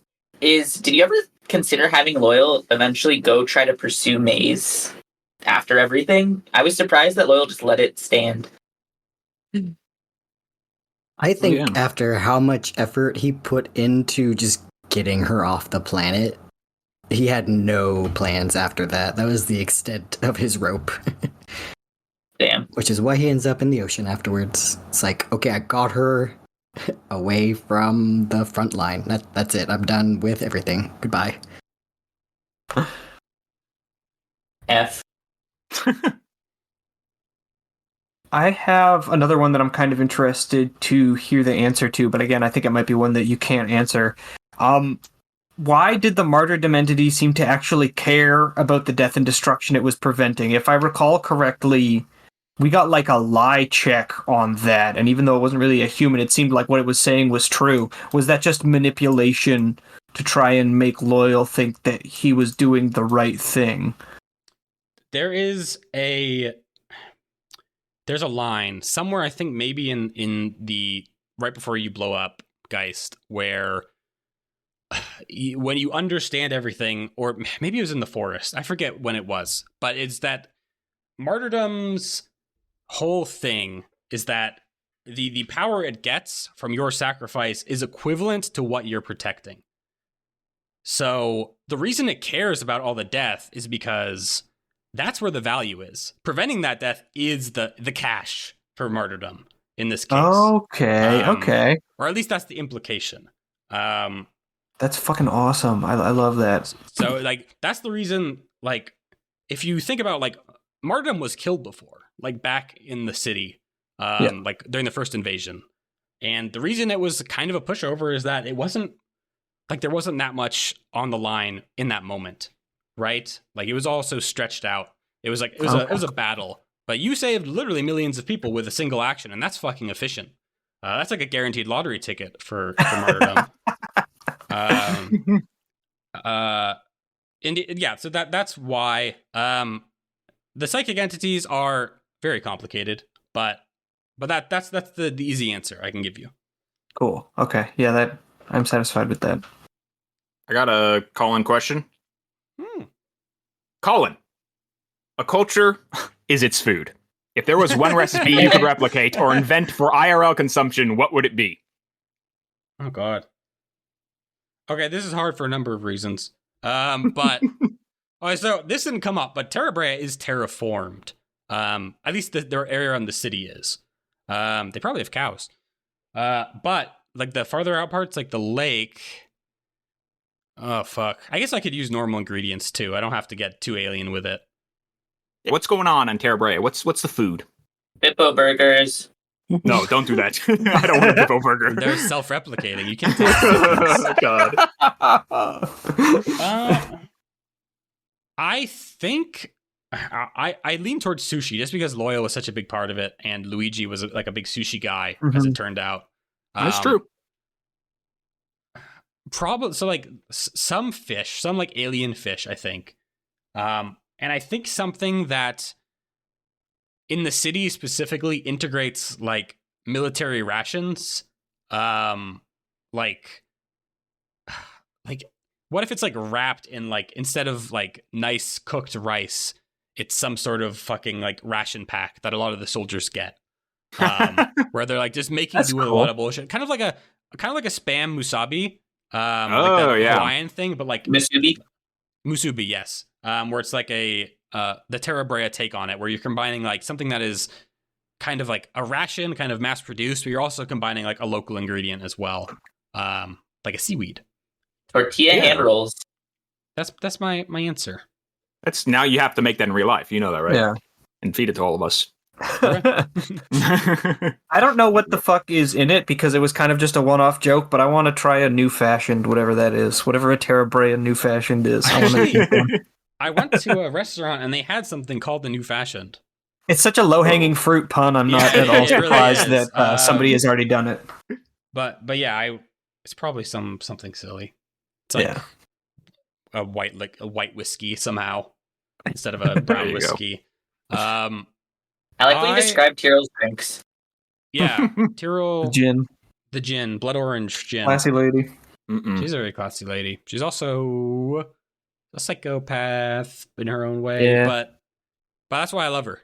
I love her, how fucking unhinged she is. A lot of psychopath baddies in this campaign, I gotta say.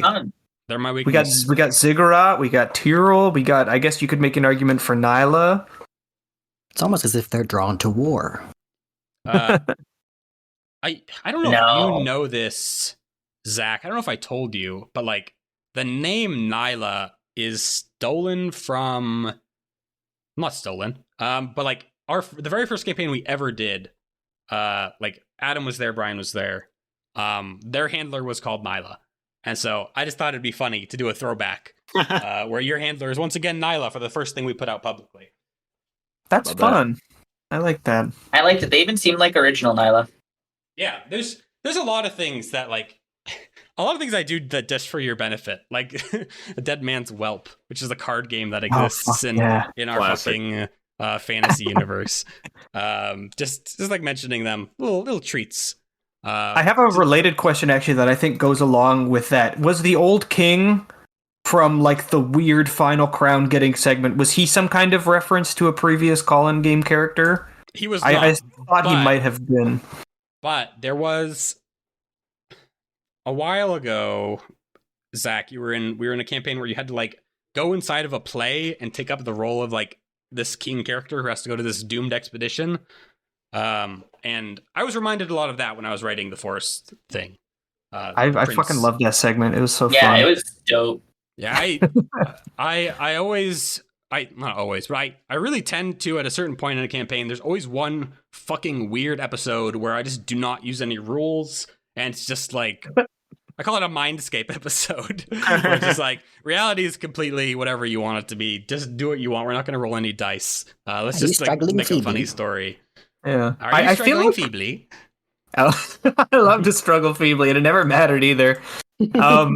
I love how I feel like I'm sure that this has been done before, but the idea of like a game where you just always succeed at the thing you're good at with no ambiguity seems like it would be like a fun challenge to play and run both, because like the way that they interplayed, it's just like the assassin can kill people, he can just do it, the mystic can do these things, you know, the advisor just knows everything. It was kind of just fun on its own merits, I think, as the guy who couldn't do anything. There are tons of games like that. There's a game called Follow, which You probably don't remember because it was a really small thing a long time ago, Adam and Brian, but we played Follow for like a prequel to one of our campaigns where we did like some adventure where you had to fight some demon guy. But you basically just, everyone decides whether or not it succeeds or fails. Like no matter what you do, like you don't roll any dice. You're just like, well, I think this would succeed.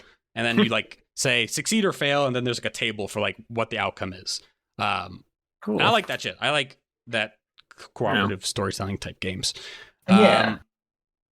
I have a question for Joseph. Lay it on me, brother. What's your favorite thing about playing a robot? You know I love my robots for some I know reason. you love your robots. Even I don't know why I love robots, but they're just cool. What's my favorite thing about playing a robot? Man, I don't know. Why do I fucking like robots? This is I gotta figure this out for myself.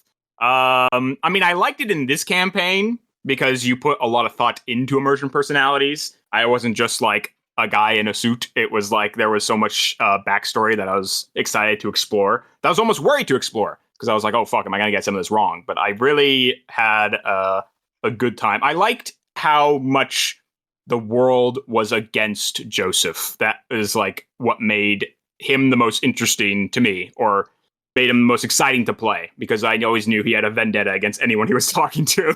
Because in the back of their mind, they didn't like him. So maybe I'd say that, honestly, is I liked how robots were presented in the world that you made, and that was my favorite part. Thank you. Mm-hmm. I've got some like rapid fire ones. So I got like 15 to 12 questions left. Oh, Just man. saying. Fuck, man, you're on We're up fire. here. I want to do my last one. Okay. While I do this form. Do it. Okay. Martyrdom has a royalty aspect to it with the king system. What is that all about? None of the other virtues had this one. I think I asked you this question in real life. But this martyrdom is more special than everyone else, I feel like. I don't want to get into the entire metaphysical Here we go. stuff. One, because it is intentionally very vague.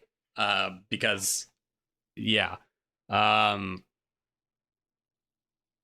think I mean all the virtues have their own like thing that they're about. Martyrdom is all about like the sacrifice, like the thorny crown. I don't even know that I had symbolic. I think honest to God, I think I just named it that because I was like, what do we want to call this like half dead thing that people are trying to bring back? And I was like, I like thinking up cool names. That's like half the fun. I make everything around the cool names. And it was like, the king returneth. Like that sounds fun. TKR, it's a good abbreviation. TKR. And that's where it started. And then like the squad Fracture, who was under martyrdom, they had their own crown like motifs going on too. And then martyrdom wasn't supposed to be a big part of this campaign at all. It was not my intent, but after you rolled bad and things got kind of wacky, then they kind of developed, and I just kind of went from there. Nice. Thanks. I thought like martyrdom. Was there ever like a world where like not Whistler's Zeal, but like Retribution, the entity, had like more say? Because like it really like it allowed Whistler to do all the crazy shit that he was doing, but like it never like seemed to like speak. It didn't seem like it was really there at the end when Whistler was stuck in his little projection statue thing. Yeah. I didn't really feel like Retribution was there. Had it like abandoned him because he had failed so thoroughly?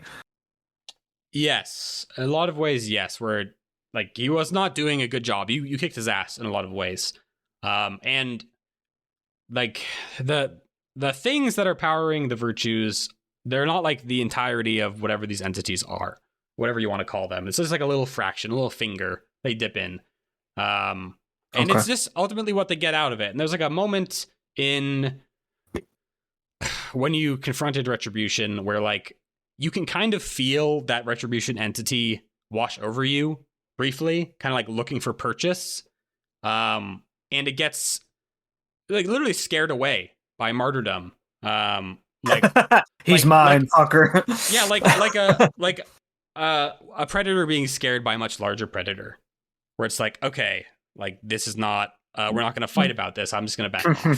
I like that. I like that a It's lot. like they're these large predators out in the My chaos god's better. Yeah, basically. Essentially. So yeah, like I think so, and there's like a kind of a question of like, why didn't like Duty just do X, Y, or Z? If Geist can blow up an entire thingy, and it's just like there's different levels of power.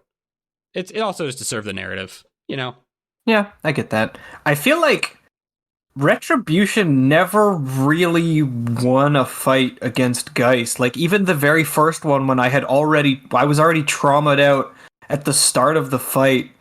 Geist got his fucking pound of flesh in that first one, and like I feel like it was interesting when he switched to stop trying to fight Geist and just started trying to kill his friends at the dam.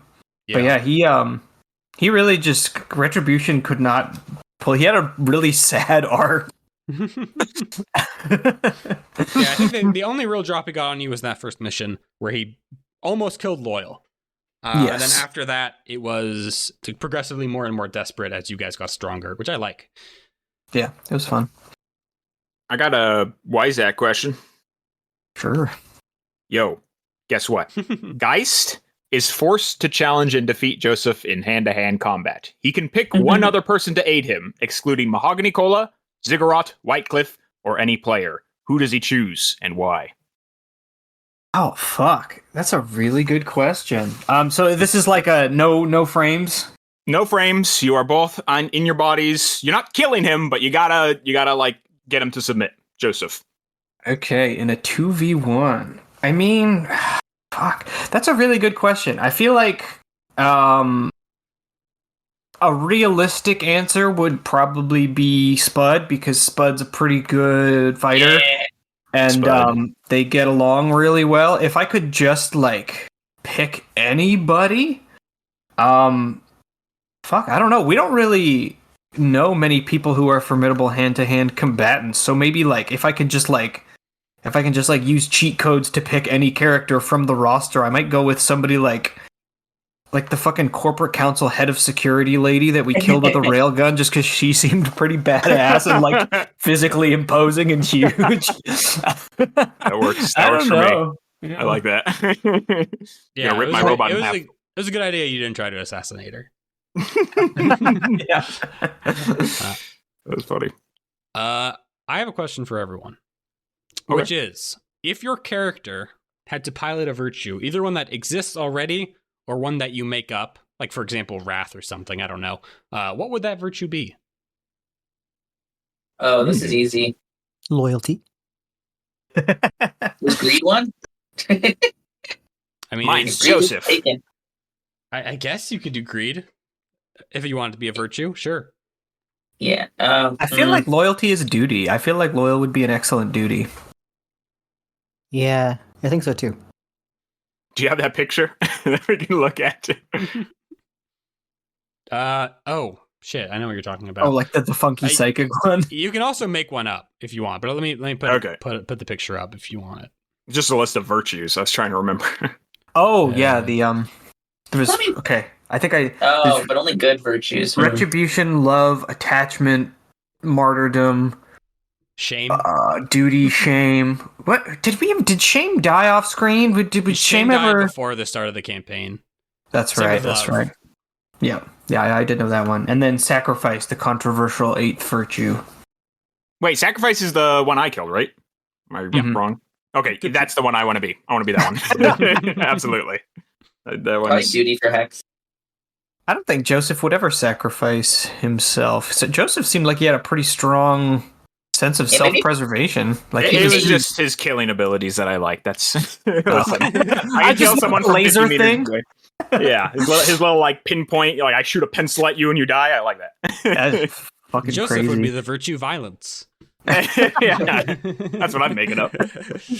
I feel like at the start, Geist definitely would have been retribution because that was really all he wanted was revenge. In fact, when we first started this, and I was just like, I want him to be on a revenge quest. Somebody he cared about died, and then Colin, you were like, okay, well, who do you want that guy to be? And I was like, I had seen this picture, and I was like, well, what if it was retribution? Wouldn't that be ironic if he wanted revenge on the personification of revenge? And so I feel like he was retribution at the beginning in a lot of ways. But in the end, I don't know. I guess it would have to be martyrdom. I don't know. That was kind of his arc, was going from retribution to martyrdom in a lot of ways. All right. Well, thank you. Thank you, gamers. I got... Go for it. I have this is kind of a higher level question. What was the inspiration or design decision behind having haze fields be so ubiquitous that every single frame has one, no questions asked, rather than like a specialized piece of jamming technology? Okay, it's Gundam. Gundam has them in Minkowski particles, which are basically the justification. Which honestly, for such an old show, shout out to Gundam for having a justification for why people are in mechs. You know, like, you didn't have to do that, but you did. So it's basically the same reason. Like, why would you get close? Why aren't people using drones or like long range weapons to fight? And it's like, well, because you can't tell what's going on at long range. And it's a good abbreviation. I'm all about abbreviations. Did you like start with the word haze and you were like, okay, we need an H and an A and a... Yes. Absolutely. if I ever have an abbreviation like that, it's I worked backwards. Hex? If Hex had a real world job, what would it be and what company would he work for? Probably something boring in any company. I mean, he's shown he doesn't have loyalty, so at this point, probably just something boring. Like some sort of analyst. I don't know. Analyst at Raytheon? Yeah, why not? Andrew? I think that's the newest one. Gotta always be on the freshest shit. Shout out to them, you know, they're drones. I got a Loyal question. Yes.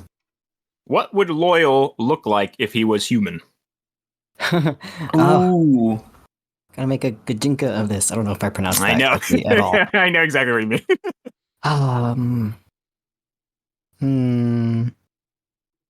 Did you ever consider it? I guess. No, nerdy white boy. Nerdy white boy. Yeah, that's it. Came from money. Has big fucking round glasses. Like, I don't know, curly red hair or something like that.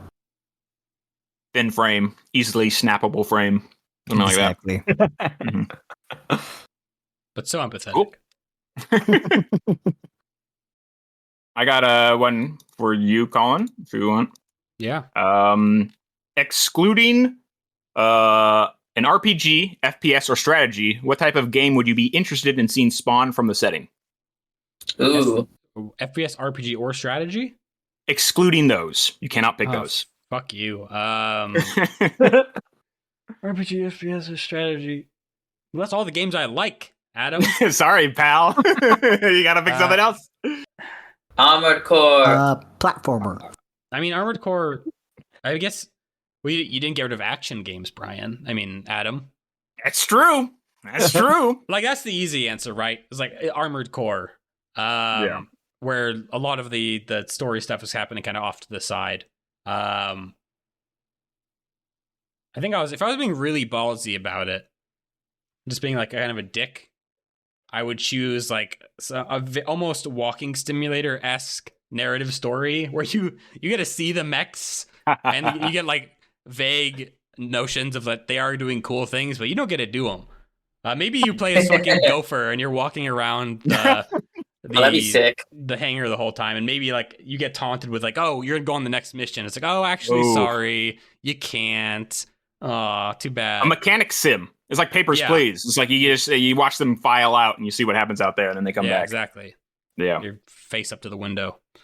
Exactly. That's my answer. I like that question. Yeah, that's a good question. Here's one. Why is it called contrition? Does that name mean anything? Ooh. Yes. Okay, I realize after the fact that sounds a lot like a virtue. That wasn't really Yes. intentional. I hadn't thought about it. That was my Time. follow-up, actually.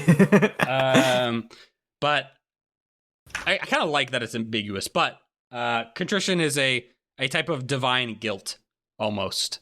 And when I imagine contrition, I imagine this AI that is doing some really awful things for what it believes to ultimately be the betterment of its people and the world in general. So it's like a self-made name. It's like this. It's calling itself its most strong emotion or feeling, or at least it wants you to think that. Yeah, I can't remember if I said this on like recording or not, but one of my initial theories was that like clusterist hate. This is before we knew what the virtues were. I kind of assumed that they were still somehow inherent to clusterism at the time, and I thought that like contrition was like a virtue that like was an AI, but like the clusterism abhors AI, so it's like what it was contrite about was its own existence. It's like guilty for existing. But I mean, obviously, I had a lot of theories. I was just spinning shit constantly. I love to see them.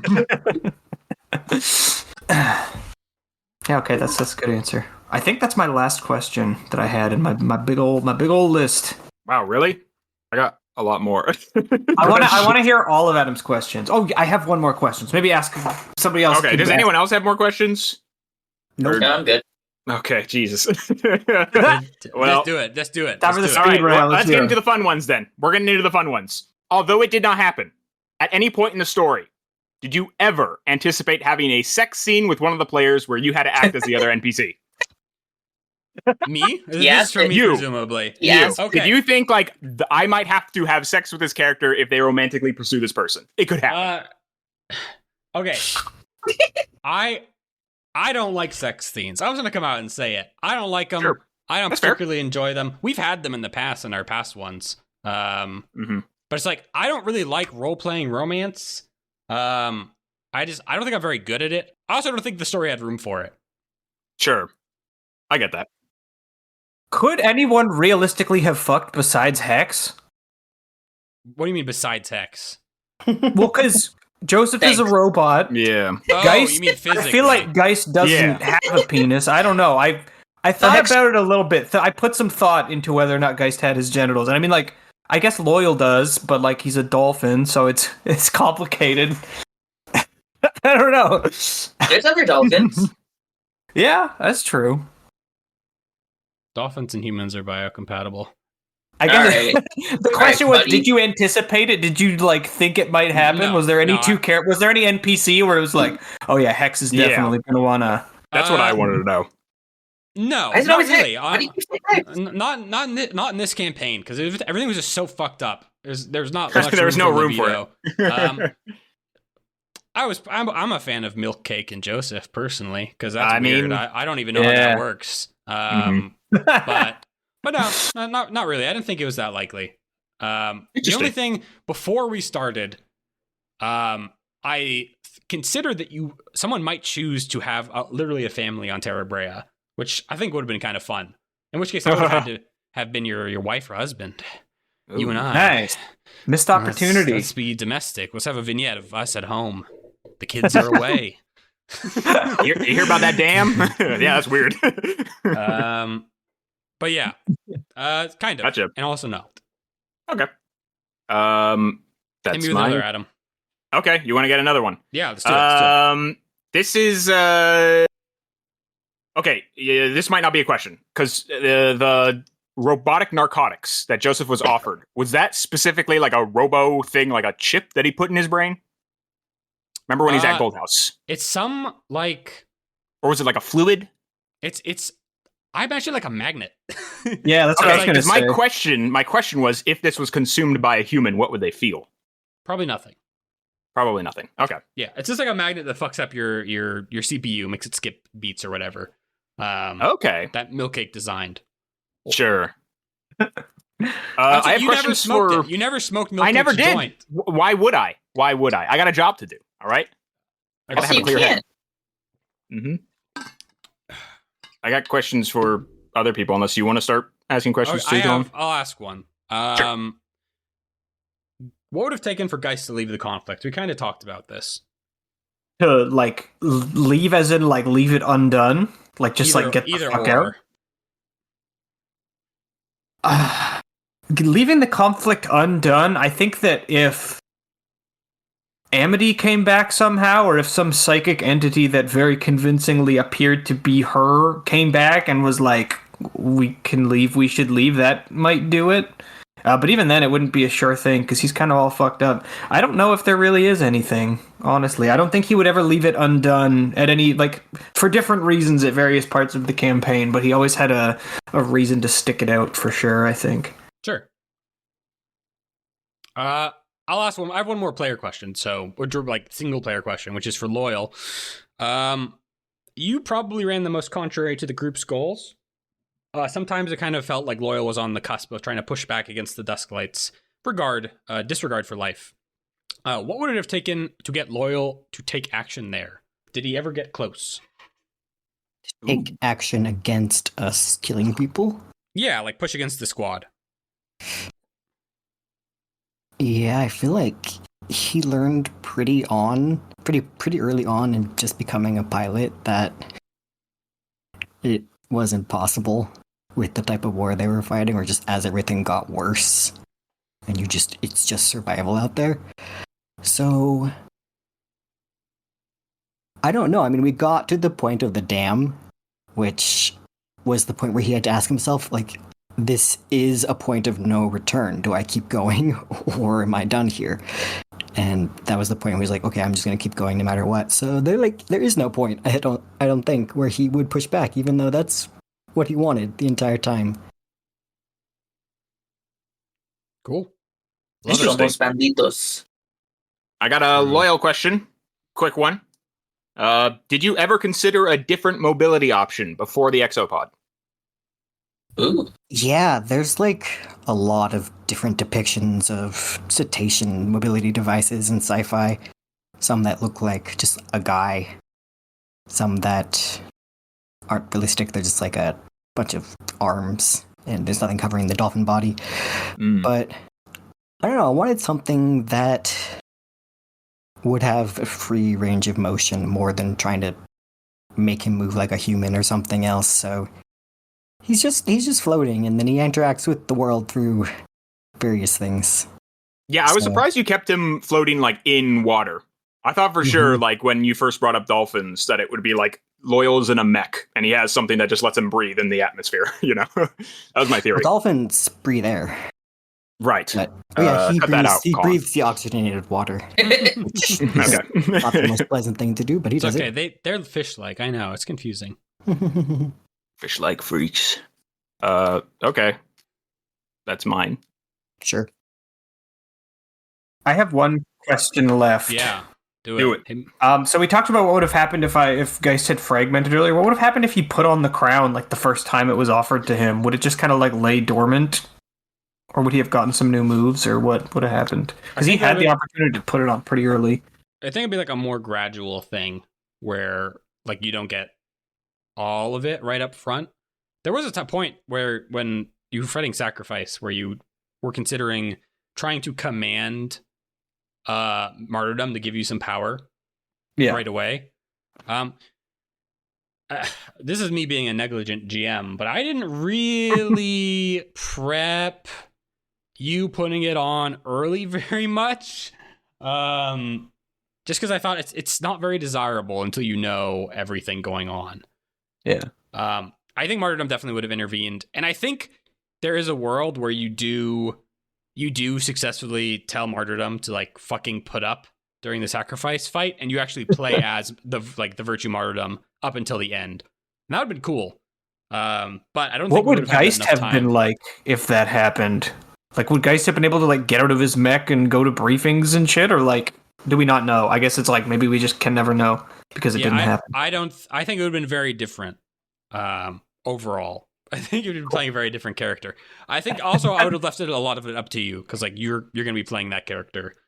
We can decide what that is, but I think it would necessitate definitely playing Geist differently, both physically and like emotionally. because you are now interlinked with this thing. I got all my questions answered. I have a question for everyone. Is kind of similar to previous questions we've had, but did you have any other character concepts you were considering before the campaign? Like a completely different character than who you ended up playing? I was originally going to maybe do Zag again from the 40K thing that we did. A character like that, because I figured that character would be fun again. I always imagine, that's why I said like a general soldier. I'm like, okay, this would probably be just a guy with a chip on his shoulder that would be very concerned about the things going on, but he would still be loyal. But that was all I was really thinking before the robot. Yeah, I didn't. I honed in real fast, I think, on mine. I didn't have anything concrete that wasn't, at least in essence, Geist. Same here. For Dolphin, I wanted to be a dolphin. That was it. Yeah, I don't want to retread ground here. It was either this or the pilot, but I did like the idea of exploring the more boring parts of war. And that won out. Very sick. Cool. Is that everyone's questions? I have a lot more. I mean, I'm loving these. Do it. Okay. All right. Which one of our decisions would have been the biggest shakeup if it went the other way? Ooh. Narratively, if you hadn't stopped the tungsten rod, that would have been big. I don't like how the way the story go. I don't think that would have been likely for Geist, but I can see a world where Geist thinks in some way that all this manipulation is worth, like, of these psychic things is worth standing up against, even at a high cost. Because that is, in a lot of ways, that is the premise of, like, the Soul Union's presence on this planet, which is that you are fighting this force to avoid greater costs down the line. That's the Clusterist whole thing. I was gonna say that would feel so hypocritical. Where it's like you understand that there's a price to pay, but it is a greater price will be paid down the line if you don't fight now. Gotcha. Also, I think if someone had left at any point, like if someone, like a character was just like, I'm done. Like I floated to, I think Hex. Like, is there a reason you actually want to go to the last mission? It's like because I can see a world where you don't. I can see that even happening earlier for some of you. But I'm glad that didn't happen because that makes running things very hard. I have another question that kind of goes along with that, sort of. Which operation was a struggle with how much we changed it for you, and which operation went smoother than you could have possibly expected? Oh God, let me pull up my list of operations. Because the first operation was the biggest struggle for me, but not because anything weird happened, it's just because I wasn't ready for it as much as I thought I should be. The martyrdom stuff for old machines, I did not expect martyrdom to show up. It was like a little note at the very bottom of my document. It was like, if loyal to some psychic stuff, maybe the body does something, ? Like, I did not expect that to happen really at all. I kind of just went with it, and I'm glad I did, but yeah. In terms of going extremely smoothly, I think that was Rampart 4 parts? Wow. Rampart was big. Rampart went longer than I thought it would, but it went pretty smoothly, and I was surprised by how, even though it was long, how much it seemed to be kind of fun for everyone. Also, I think in terms of the smoothest one, I know I've just answered. I've basically talked about half our missions now. Corporate restructuring at where you assassinated those people. I was really unsure of that one going into it, but everyone had a lot of fun, and I'm really glad it turned out well. Yeah, that was my favorite mission. I think that one was really good. The sandbox. I love the sandboxes when they go well because it's a lot of fun to play with all the little parts. Mm-hmm. Yeah. I got 2 more Joseph questions, and then we can end on 2 Colin questions. Does that sound good? Sure. So, Joseph, question 1. Could Joseph have consumed I think his name, Crow's spores. Is that possible? Joseph could not. I think it's a biological thing. It's not like a psychic thing where there might be like a workaround. I did consider that someone might consume them. But like in terms of people most likely to do it, it would be Geist. And Geist already had like 10 things going on. And so it would be like, well, Geist is a mushroom person now, and Geist is wearing the crown, and Geist is his frame now. So I'm glad he didn't. Ultimately, it would have been another big character changing moment. I'm sure, it would have been funny. What would have happened if Loyal did it? It would have worked with Loyal because the mushroom dolphin. The vested are compatible with like most species. That's how they do it. They're all over the place. Did you plan for Joseph to use his favor against sacrifice? / did you realistically see us surviving that encounter without it? I thought it was very likely you would. That's why I wrote all that stuff about it happening. Mm-hmm. You could have gotten away, I would say. If I'm being honest, I didn't want you to get away because I wanted to incentivize you to use that move. And also, I didn't think you guys had been scared enough lately. It was a scary episode. You had never gone up against a virtue by yourself except for retribution, and I wanted you to be scared. I wanted you to be scared, and there wasn't even any psychic shit going on, which I wanted to kind of drive home, like why it's kind of scary for AIs to be used for combat when they're unlocked, so to speak. But no, sorry, go ahead. I was just gonna say that I think his design was really smart for that because, like, the idea that, like, to kill somebody, you don't need a huge fucking gun. You need a really, really small gun, and then you just shoot them in the heart or the brain. And then, like, what if you could do that, like, 100 times or however many laser drones he had, and you could coordinate them all autonomously all at once? Like, that is really fucking scary. And, like, as soon as it started happening, I was like, we're so fucking dead. There's just no way. Yeah. I think... Is there like any world where like we could have beat him in a conventional fight just by getting like maybe like a critical success on a survey to find out where the core was and then hitting it? Yeah. I mean, it had a clock. It had a clock. It was very strong. You could have run away as well. You would have had to do really good to beat it. I think it would have been a hard fight. I definitely would not have been pulling my punches on any consequences you get. But like a lot of the core design around sacrifice was like what is the ideal thing for this AI to do, where it's like you can't just have it like be there and like it stands in front of you and does shit. It has to fight like the smartest way it can. And also from a game design perspective, I know you guys are really good at battling in your frames, and if you can roll that right away, your chances of failing are much lower. So I it's like that Gundam question that you talked about. Yeah. It's like, why not just fight from far away?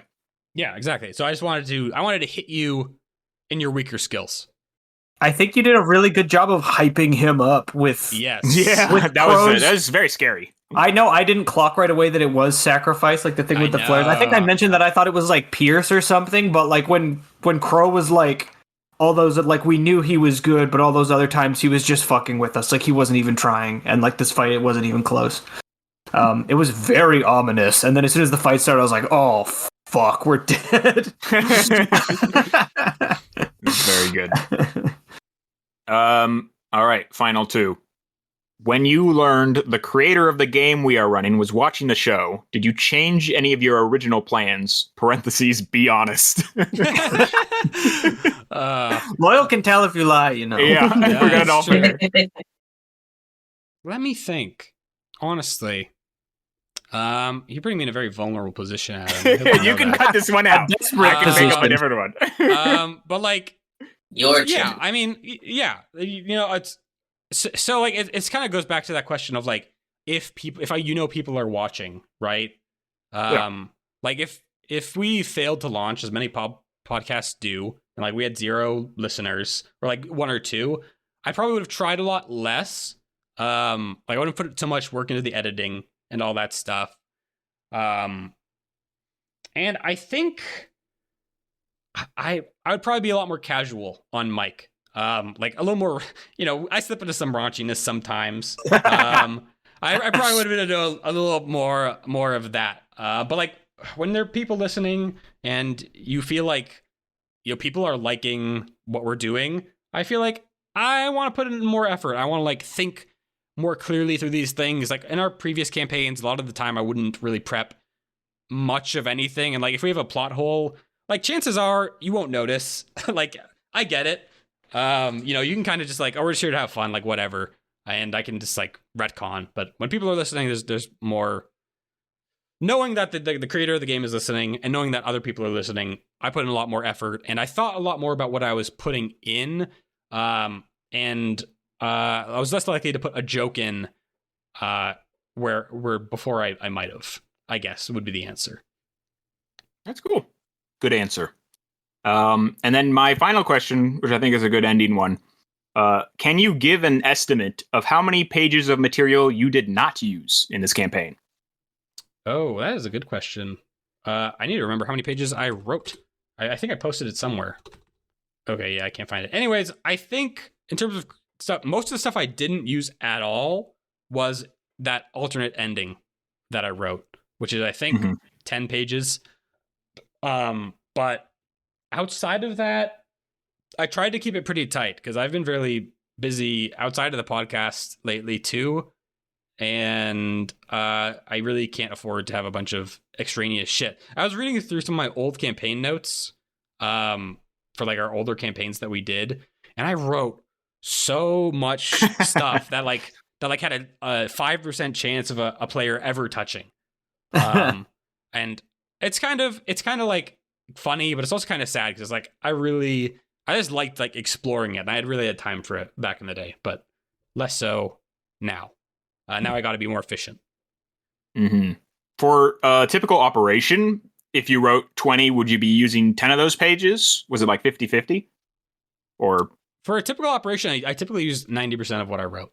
Okay. So like the strategy I go with now, especially with a game like this game, is that you can't actually prep a shit ton for the actual operation itself. Like I can prep a lot before the operation, like what's going on in the base, like the plane ride over, those narrative scenes I can prep for.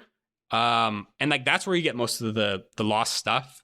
But once you get to the operation, I have like maybe a page of notes on like what is here, what consequences might occur. And, if I don't have to use that, I'm only missing out on like a couple sentences. So I was very efficient. Gotcha. Cool. That is all I have like questions for players, but I don't even think they're good questions. So I think we can call it there. All right. I have a couple things I want to mention. Which just little things. I originally had planned a talk show episode where the squad, I know, where the squad would be interviewed about the conflict before things broke bad, because the Dusk Lights, it's like a really funny angle is that you were actually an extremely diverse squad in the context of the Soul Union. You have a dolphin, a robot, and a disabled veteran. And like that's what you want from as the Soul Union to pull up on screen to justify your conflict. It's like you're just like, oh, we've got everyone. Like we're gonna appeal to like the dolphins, we're gonna appeal to the emergent personality people, to the veterans. It's like, oh, bring them up on stage. We're gonna do a talk show about the conflict and like the good fight you're doing and all that stuff. But obviously that wouldn't have been appropriate as things developed, so that didn't happen. But it was a very funny thing to think about. That's good. I thought that Joseph and Geist were going to have more stuff about them both basically having the same origin with Amity. And that just didn't shake out that way, which is very funny. It's like your stepson is in your squad and you just don't talk about it at all ever. I feel like I had that in my beliefs, but it seemed like something that Joseph didn't care about at all. Like he didn't seem at all concerned with where he came from or his origin. Yeah, I think it would have been honestly insulting for him to admit it. That is just like, by the way, you are just a robot that someone made, and that's who you are, And I don't think he ever wanted to really confront that. But I was wondering if I always thought that was going to happen like at the end, even at the start, that somehow you were going to make that show up, and then like that might lead to a confrontation between me and Geist, like even to maybe a fight. Yeah, I like that you put the flowers on her grave in the little mindscape thing. In Yeah, the forest. that was That was a nice. good touch. Mm-hmm. I feel like maybe the only way I could have seen it happening, even if it didn't, is if just like in a cut loose downtime when Geist would be just really hammered and get all sad out of nowhere and ask if he remembered her at all. Yeah. I feel like I didn't explore, like we talked a little bit about Geist's nightmares and like how his brain is a constant nightmare torment zone, but like I never really explored his grief much. I thought about it. I thought about the idea that like he had been like recording like basically like diaries to her because it was like something that his shrink told him to do when he first tried to get one, and like maybe we could use one as like an episode intro. I was going to pitch that to you as an idea, but I just kind of never put it together. I guess that falls into the regrets of things I never explored with my character question from like hours ago. But There's only so much room. Like we made a lot of NPCs that never got touched. Like in that first episode. I noticed like that.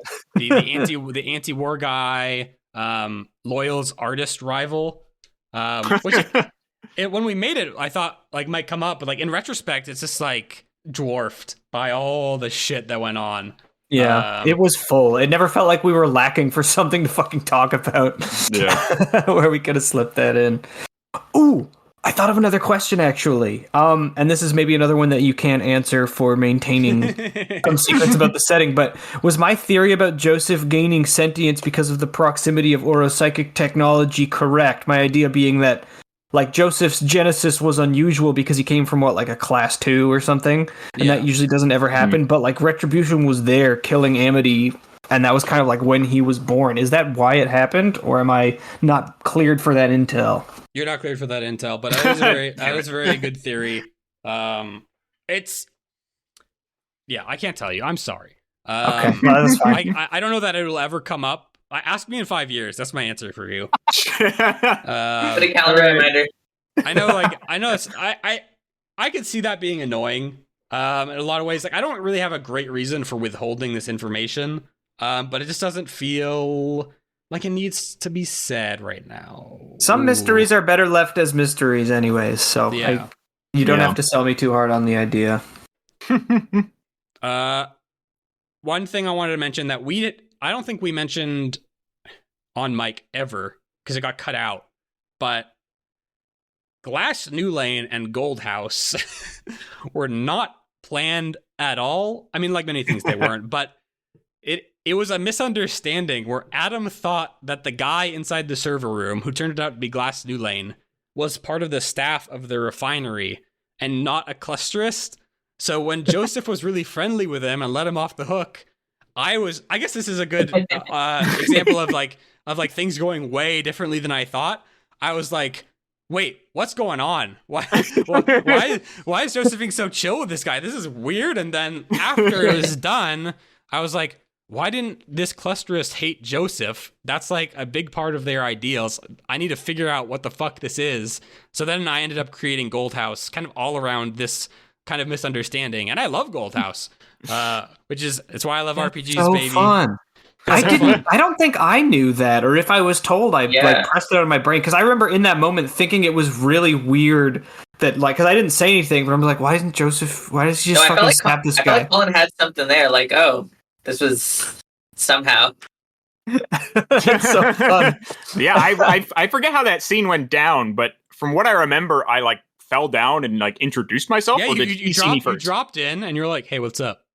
Yeah, okay. And then that was the thing in my brain where I'm like, you know what? I'll try this. If he immediately tries to kill me, I can handle him. But let's just see what happens. And then when he was nice, I'm like, okay, this is probably just a guy who's like works here. I'm not gonna kill him. I think Gold House is really cool. I didn't know that was one of those things you threw together. Gold House is a really fun little part of the conflict. Yeah, it's. I love how much shit came up that just was completely unintended fucking martyrdom. Like I can't even believe that was not a larger part of it in retrospect. That ended up being like basically like the fulcrum around which the story was spinning. Yeah. I mean, it kind of goes back to like the core tenets of running a good RPG is don't have everything laid out. You can have like where you want to push towards, and you can have where you start, but then like you will find a lot of shit along the way, and that gives players a lot of agency and like makes them feel like they're actually affecting the world, which I want. I want you guys to feel like you can change things. I think Mark I of a actually good have- GM too. I have one more question that just occurred to me. Do you feel like you did Loyal dirty by forcing him to basically, just like in that last drive clock thing, Loyal got real fucked up? Like, not just having to cause the death of Reggie the Dolphin, but just like killing all these other random people in the car chase. Like, it felt like just he got what he wanted, but he got fucking hammered to pieces, and like all of his lofty ideals of not wanting to kill people completely like strewn apart. But I liked it. I thought it was a wonderful part of the game, but like, did it feel at any point like you were being mean? Yes. So we talked about, I forget if I talked about this off mic or not, but when I wrote that vignette, I was in a rush. So I wrote the front half of it, and I forgot that if things got bad, getting out would be a whole thing. So like we were there, things had gone bad in a real way. I wanted there to be a confrontation with Reggie of some sort, but then things got really bad. And then I was just like, well, you gotta get out. And it wouldn't be honest narratively if you just got out. And so, yeah, I screwed over Loyal. A lot of the vignette stuff is like not part of Beam Saber at all. And a lot of you guys got fucked up in your vignettes. Yeah. I fucking Hex got his arm blown off and lost. Oh yeah. Got a trauma basically with no real opportunity for counterplay. No. Which Yeah, but it was cool. yes, it is, and that kind of goes back to like trusting each other to do things. Trust your GM that he will hurt you, but that it will ultimately not ruin your character. I think Loyal had a lot of shit tough. But Yeah. Loyal's choices were tough. But he saved Maze. That is not something I would ever have fucked with, and that is ultimately what the drive was about. Yes. And also having Reggie die in exchange for Maze's life. Mwah. Chef's kiss. Oh, Yeah, beautiful. I have a little tiny question that just popped into my mind. Kind of on that is, Colin, do you have, or can you think of any moment within the campaign that you're like, where a piece of dramatic irony came into play that you were very proud of pulling off? Kind of like me or the lady who I was killing, twisting my arm from like the fake thing that I showed, something like that. Is there anything that you're like, oh man, I can't wait to use this? I'm very proud of. As soon as you did the fake training of those people, I was like, holy shit, I can use this. This is absolutely gonna come up. I didn't know how yet, but like I was like, oh god, this is it. This is the thing. There's that. There's bringing Reggie back from fucking episode 1. Very good. Just like out of nowhere. Geist talking about martyrdom. Saying like Yeah. well, what do you think was gonna happen? His name's martyrdom. And Yeah. then, That was planned. That was like so perfect. No, it's just the magic. Things come up. Yeah, I think those are the main ones I think of. Gotcha. So I guess we can start wrapping up now. I don't want it to be over. I'm just like, think of more questions so we can drag this final episode out even longer. So Emily asked what's next for us. Thank you, Emily. So we're gonna do another season of the show. I plan to. I was supposed to say I'm very excited to announce that, but like, Woo! Everyone, yeah! Come on, everybody! New season! I mean, I am very excited to do it. I'm fucking stressed out as hell to do something. But I'm really excited. We're gonna switch off sci-fi. If that's your thing, don't worry. It's gonna come back. You guys know because we've done this off mic. I love sci-fi and I love fantasy and I love intermingling the two a lot. So for the next one, we're going to go to this different setting and a different system. And we're going to play the award-winning RPG Heart, The City Beneath by Rowan, Rook, and Deckard. And it's going to be a story about a hole in a world called the City of Glass, which is this twisted extra-dimensional labyrinth created by unknown forces. A place that kind of promises anything you could want: riches, fame, power. It calls to like desperate people who have no options left, to people with impossible problems needing impossible solutions. It is, I guess you could call it a fantasy horror type thing. That's what the Heart system is. It's a very weird system, if any of you have read it. So I hope you'll join us for that. The demons, fallen gods, shapeshifters from the moon, giant robot crabs, and I'm looking for doing something new. Going to a world that doesn't have email in it, it's going to be a big change for all of us, I think. Free us from emails, please.